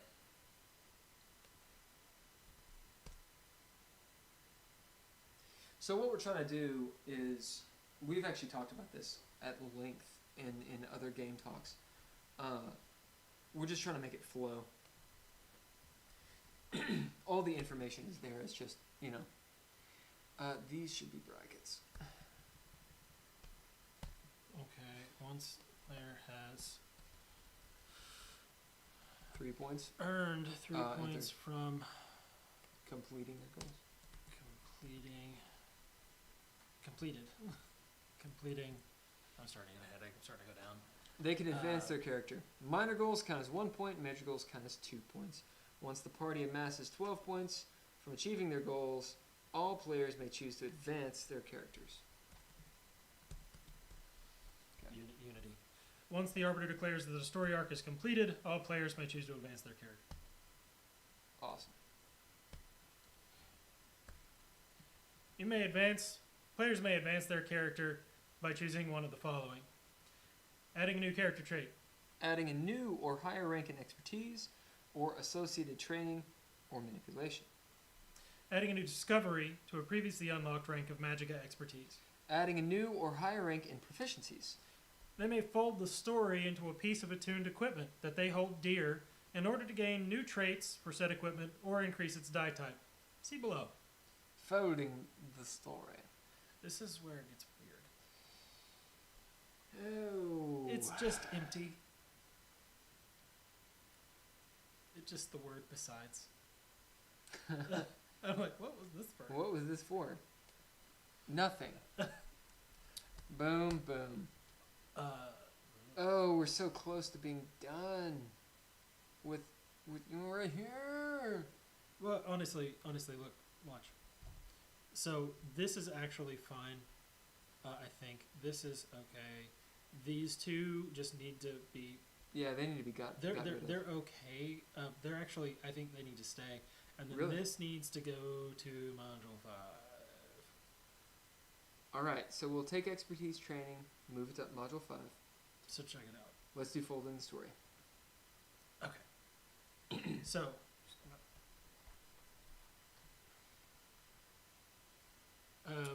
So folding the story is how you improve your ninja gear, your equipment.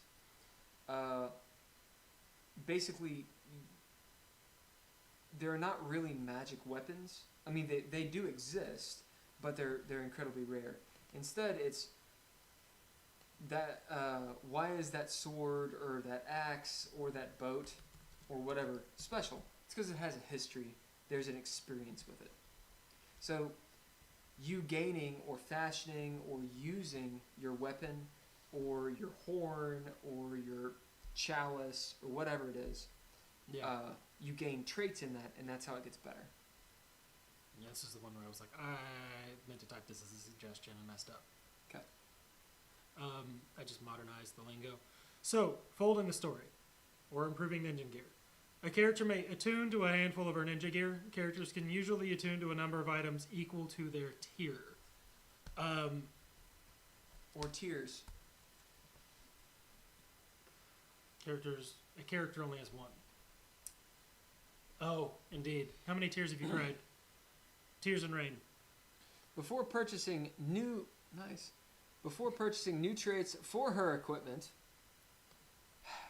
their equipment, 2 requirements must be met. First, you must meet them head on in broad daylight. First, the character must spend time attuned to the item. This requires time and bidding appropriate character traits in an effort to attach oneself to the item. Most importantly, it must make sense thematically and be done through RP. Through RIP. Role play. Ribbit. Which I think is already defined, so that acronym is fine. Must spend time. Honestly, that sentence does not need to be there. Because if you're attuned and you know what that means, that's it. Although I don't know where attuning might be in ninja gear. In which case we just reference ninja gear. So I think it just says you have to be attuned. Okay. The character must Be attuned. be attuned for an appropriate amount of time.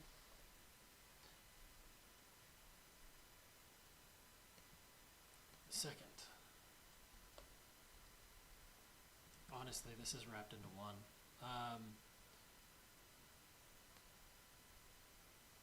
I see. Character must be attuned to it and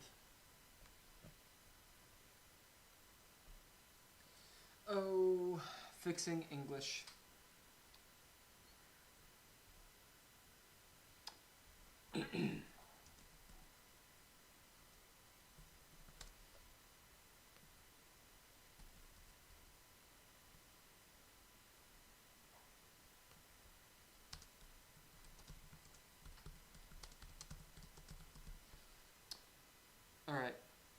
Before purchasing new traits for their equipment, the character must be attuned to the item for an appropriate amount of time and have bid appropriate character traits in an effort to attach themselves to the item over the course of course of this time. Okay. Most importantly, it must make sense thematically and be done through RP. When a character tunes to an item, they begin folding their story into that item. Yep. Over time, use and the item being used to perform great deeds, the item gains a story. Over time, the item being used to perform great deeds gains it a story.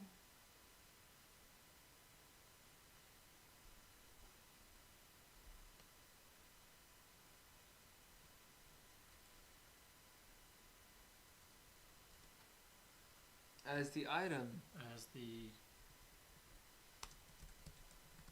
character uses the item to perform great deeds, it gains a story.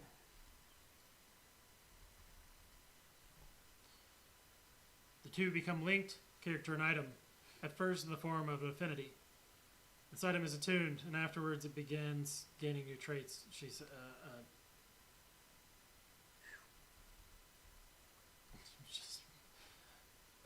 Yep, that's done. Items can possess a number of traits equal to the player's tier. I feel like we already said that. Right there. Oh, no, we didn't. Yeah, we did. We did? No, we didn't. We said they can attune to a number of items equal to their tier, not about the traits. Does tier need to be bracketed? It should. Okay. Expanding on discoveries. A player can advance their character by creating a new rank of an expertise tree they already possess. For example, mages and therapists tend to improve upon their own discoveries. It's what they do. The arbiter decides the specific rank to which any new traits are added, or the limitations of any new power. The character must be able to perform the discovery, as confirmed through actually doing it in gameplay, and they must build a story for each of them. These traits function as those normally gained it. from expertise. For it.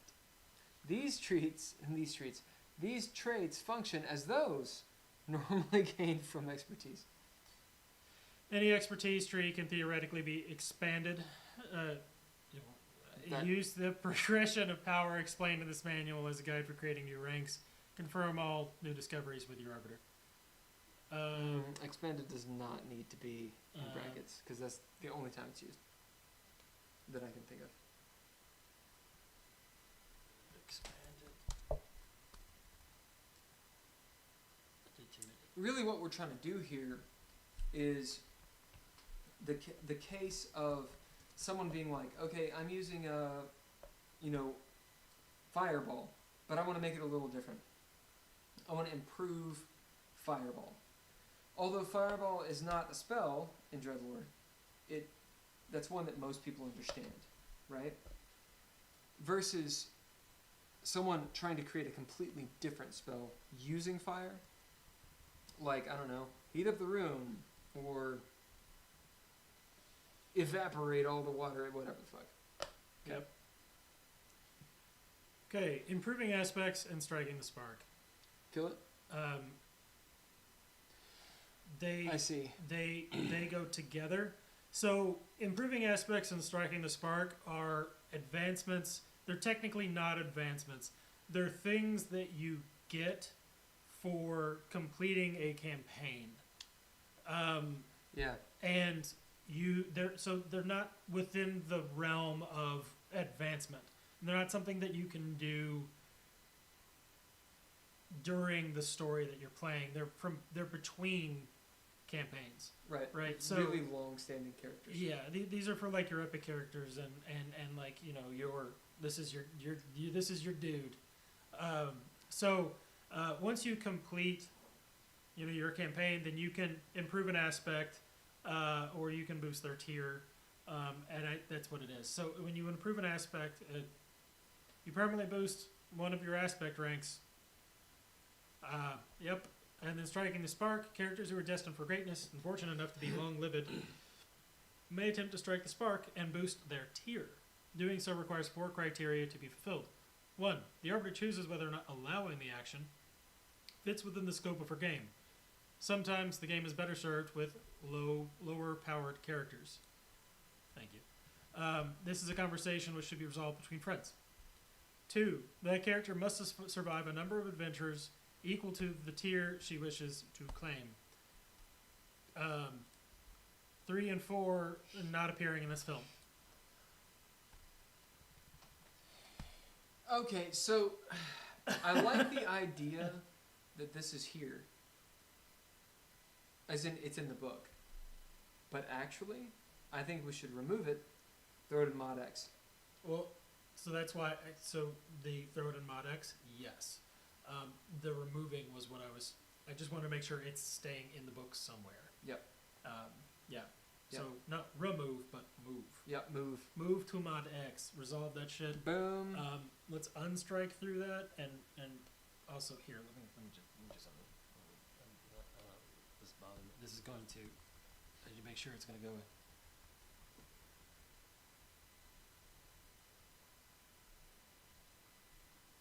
I don't know what a boost is. It's fine.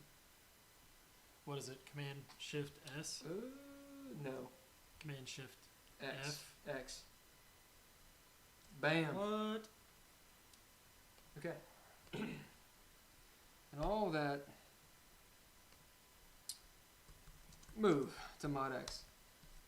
The Mox X. It's fine. Mox We X. know what it means. And one did this since 3 and 4 are not appearing in this film. One moment. All right. Make fireballs shoot the alcohol version at you and inflict the drunk status. Truth. Do you All right. remember Incinerator? No. Oh my god. Oh, this just moves. Expertise training. Kinda. Yeah. As long as you're okay with me moving that shit to the magical I'm module, cool with that. or to the mod 4, I think. Expertise training is going to Mod 4. Yeah. Expertise. There will be 1 or 2 sentences basically saying that when you advance in training, you increase the die type. We're doing Mod 3. It is a page and a half. It's 2 pages. We can fucking do Mod 3. 10 minutes. I'm going down. 10 minutes, dude. You're going to be here for 10 minutes anyway. You're doing the reading. Alright. Module 3 Proficiencies. Seek harmony in the flow of combat, my students. Each step of the way leads to another in front. Each movement forward leaves a step behind. Do not forget where you have tread, for it is on these building blocks you will achieve mastery. Know that mastery is nothing. The Shah on his pilgrimage southward to the billowing Manast. Chapter 1 Rerolls. Proficiencies represent a character having more talent in a specific category. Where are the glasses, man? I don't know where you. Where are the glasses of doom? Where you keep putting them? Put them there. Put that shit on. When throwing down, a proficiency can be bid to gain a reroll on any die that applies to the category. There are 2 types of rerolls. Mulligan and upper hand. A mulligan allows a reroll where the player must accept the result of the reroll, even if it is worse, while an upper hand allows them to take the better of the 2 results. If you like it, resolve it. It's been resolved.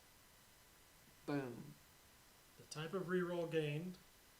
This should be edited, but okay.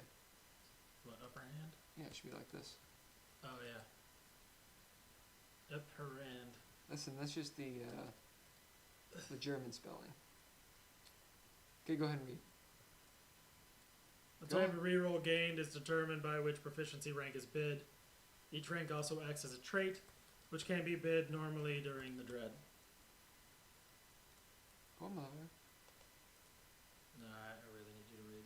Proficiencies coincide with one of the 5 categories listed below. Weapons, movement, social engineering, theurgy, magicka. When a player gains a proficiency, they must first designate for which category it applies. Did I just fuck that up?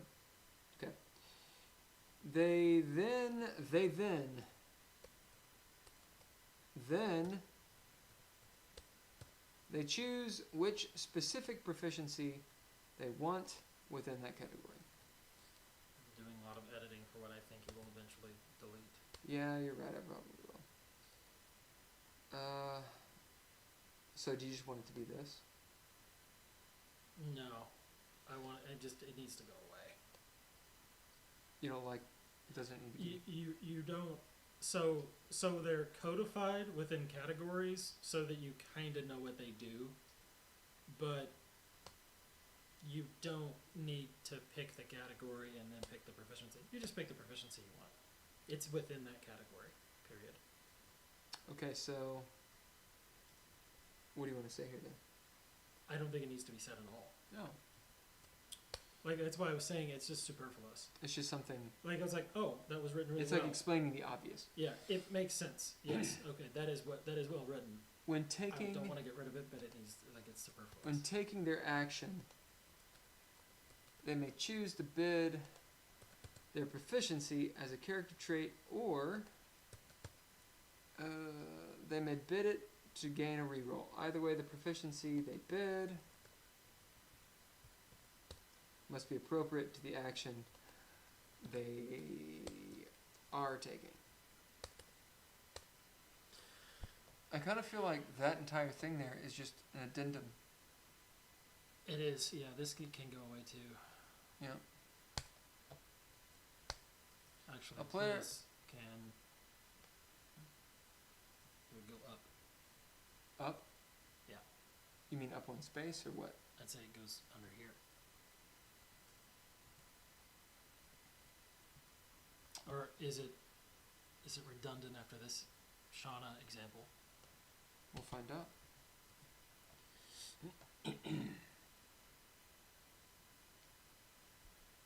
A player wants their character to sneak better, so they choose as the shadow within the movement category.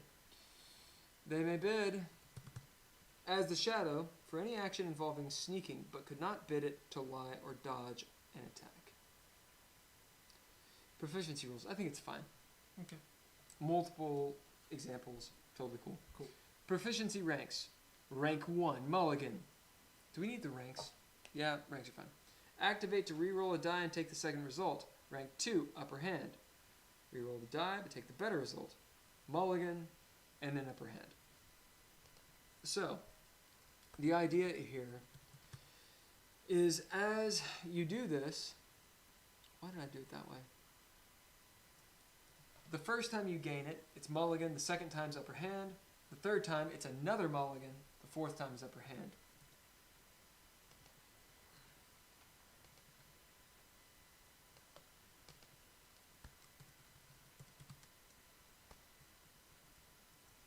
Boom.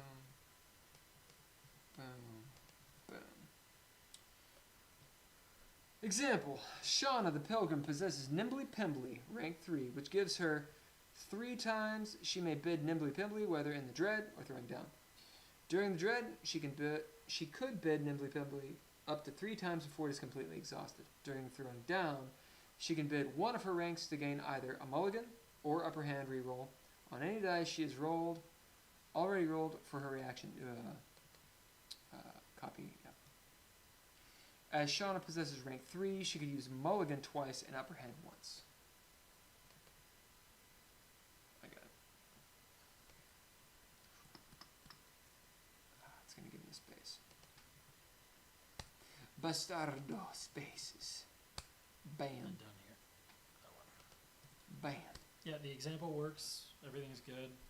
Proficiency. Categories. Category names are not considered traits and therefore cannot be bid. When a player chooses proficiency within a category, for example, impact proficiency within the weapon category, then she gains rank 1 of that proficiency, a Mulligan. She may not jump ranks but must advance in them chronologically. Are we talking about a player? Yeah.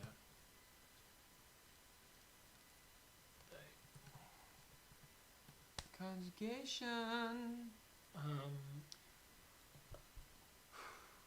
When a player chooses a proficiency,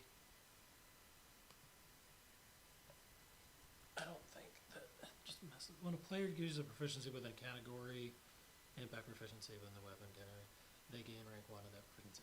Mulligan. Weapon categories. Unarmed, blades, impact, firearms, thrown, ranged weapons. Yeah, I like missile weapons, but I do too. It's a barrier to entry. Yeah. People are like, what do you mean? What's a missile weapon? It's gonna go die. Do I get missiles? I want to shoot missiles in my face. Movement categories as the shadow, sneaking, nimbly pimbly, balancing and evasion, daredevil, acrobatics. Notice how we didn't do it up top. Social Well, me and we don't need to.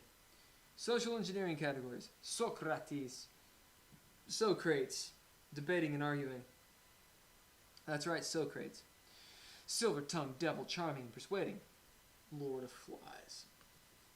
Just do this for convention's sake. Lying and deceiving, eyes of all, perceiving, Aristotle. Thinking and problem solving, Theurgic category. It's all coming back to me. Yes. It's all coming back to me. Recalling facts, past experiences, handyman, unbreaking what is broken. Diagnostician, figuring, ciphering, understanding. Magica with C. Do we need these? Yes, Okay, cool. I think. Let's keep it going. Magica categories. Okay. Debutante, casting practiced magica. When a mage uses magica in ways she is comfortable with and which adheres to commonly known uses of magica, she may use debutante Debutante. as a proficiency. Mastro. That's not maestro. That's mastro. Fuck. Mastra. Casting higher powered or unpredictable magica. When a mage attempts to use magica in creative but predictable waves, she may use Mastra as a proficiency. Erudita. Casting on the fly, no prior experience. Or with no prior experience. Or if. When a mage. When a man. There's a moment. There is a moment. When a mage is trying something entirely new, or which would normally require an extended period of time to cast, she may use erudite as a proficiency. Okay. Unadulterated. Boom. Come on, man. You know, instead of just telling me that it's wrong, why don't you fucking correct it, you sons of bitches? Okay. You gotta get it in the... That's because we were never consistent. That's totally So we gotta hit it and there. Get it. Get it. Alright, oh my god. Example. Shauna attempts to sneak past a group of Trosshawks playing dice on their airship. The deck of the airship is littered with detritus from the Trosshawks' last raid, so Shauna bids Nimbly Pimbly, Mulligan, in the tread to cross the deck unnoticed. She has 2 uses left. Later in the scene, the airship lurches and knocks over several wine barrels stacked up. Shauna bids Nimbly Pimbly, second Mulligan, in order to avoid being crushed to death. Death! But must also throw down, as Yes, the difficulty to evade them is difficult. Did I write that? I must have done that. Yeah.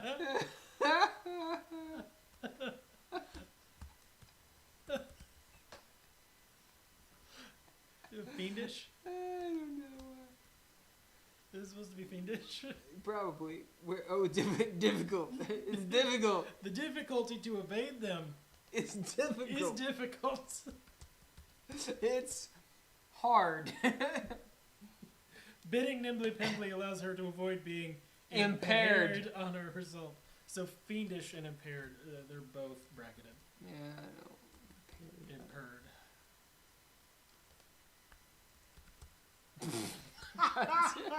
Dish, that fiendish fiend. Fiendish. Fiendish. Fiendish dish. That dish is fiendish. Alright. She has 1 use left. Shauna rolls a 4 on her action die and a 4 on her aspect That die. bitch. That's 2 successes. She decides to bid her last use of Nimbly Pimbly, upper hand, and chooses to re-roll her aspect die. Her new result is a 2. But because Shauna has used up her hand, that always feels bad. She uses her upper hand. She's able to keep her original result. Until the next scene, Shauna has exhausted all of her uses of Nimbly Pimbly. Module full expertise and magica. Jesus fucking Christ. Alright, ladies and gents. We are out. 11:33, we're really fucking close. Yeah, we went like Ooh. about This was hard. 2 hours. I mean, we started 40 minutes late, but we went 2 hours over our normal stream time. This is hard. This was a hard one. Yeah. But it's a good one because we actually moved along, got to module fucking 4. Okay, so what we're going to do is, behind the scenes, split up module 4 into module 4, 5, and 6. Yeah. And then start actually, next week, we will start moving through each of those. Yeah. They're going to be hairy. I think module 4 we could probably get through next week. Yeah. Module 4 is going to be the easiest of them. Yeah. Well, we say that. It will explain how expertise works and how there's a hierarchical design to it. So we'll explain how you buy into it and how it works again. And then the latter part of that module will be the more mundane expertise. So that's going to be, your more martial applications of expertise. Module 5 will be, do you want that to be Theurgy or Magicka? Probably, whatever it is right now. I think it's Theurgy. Okay. No, I think it's Magicka. Modules 5 and 6 will be Theurgy and Magicka in one order or another. Yeah. Yep. And then module 7 is where we get into the really hairy shit, which is like setting material. Yeah, but that'll actually be a lot of fun. Yeah. Like, you don't understand, like we've gone, module 4 is fine. 5 and 6. I'm not looking forward to it. I'm not even looking forward to splitting it up between streams. Because I know that's gonna be a thing that it is gonna be you, because if I do it, you're gonna bitch about it. Probably. So, yeah. Thank you guys for and gals for jumping on. It would be spectacular to have you all here in the next one, because you'll actually get to see expertise. And expertise is one of the defining qualities of Dreadlore. All right, we are out. Thanks again. I will be on. I'll be doing another discussions live stream on Wednesday with Chris Williams, and we're going to be talking about marriage and divorce. Yeah, of people that are in their 20s and 30s, and 40s. So that will be a very interesting discussion. So if you guys want to jump on and check it out, do some chat, be very cool. All right. Peace. Bata.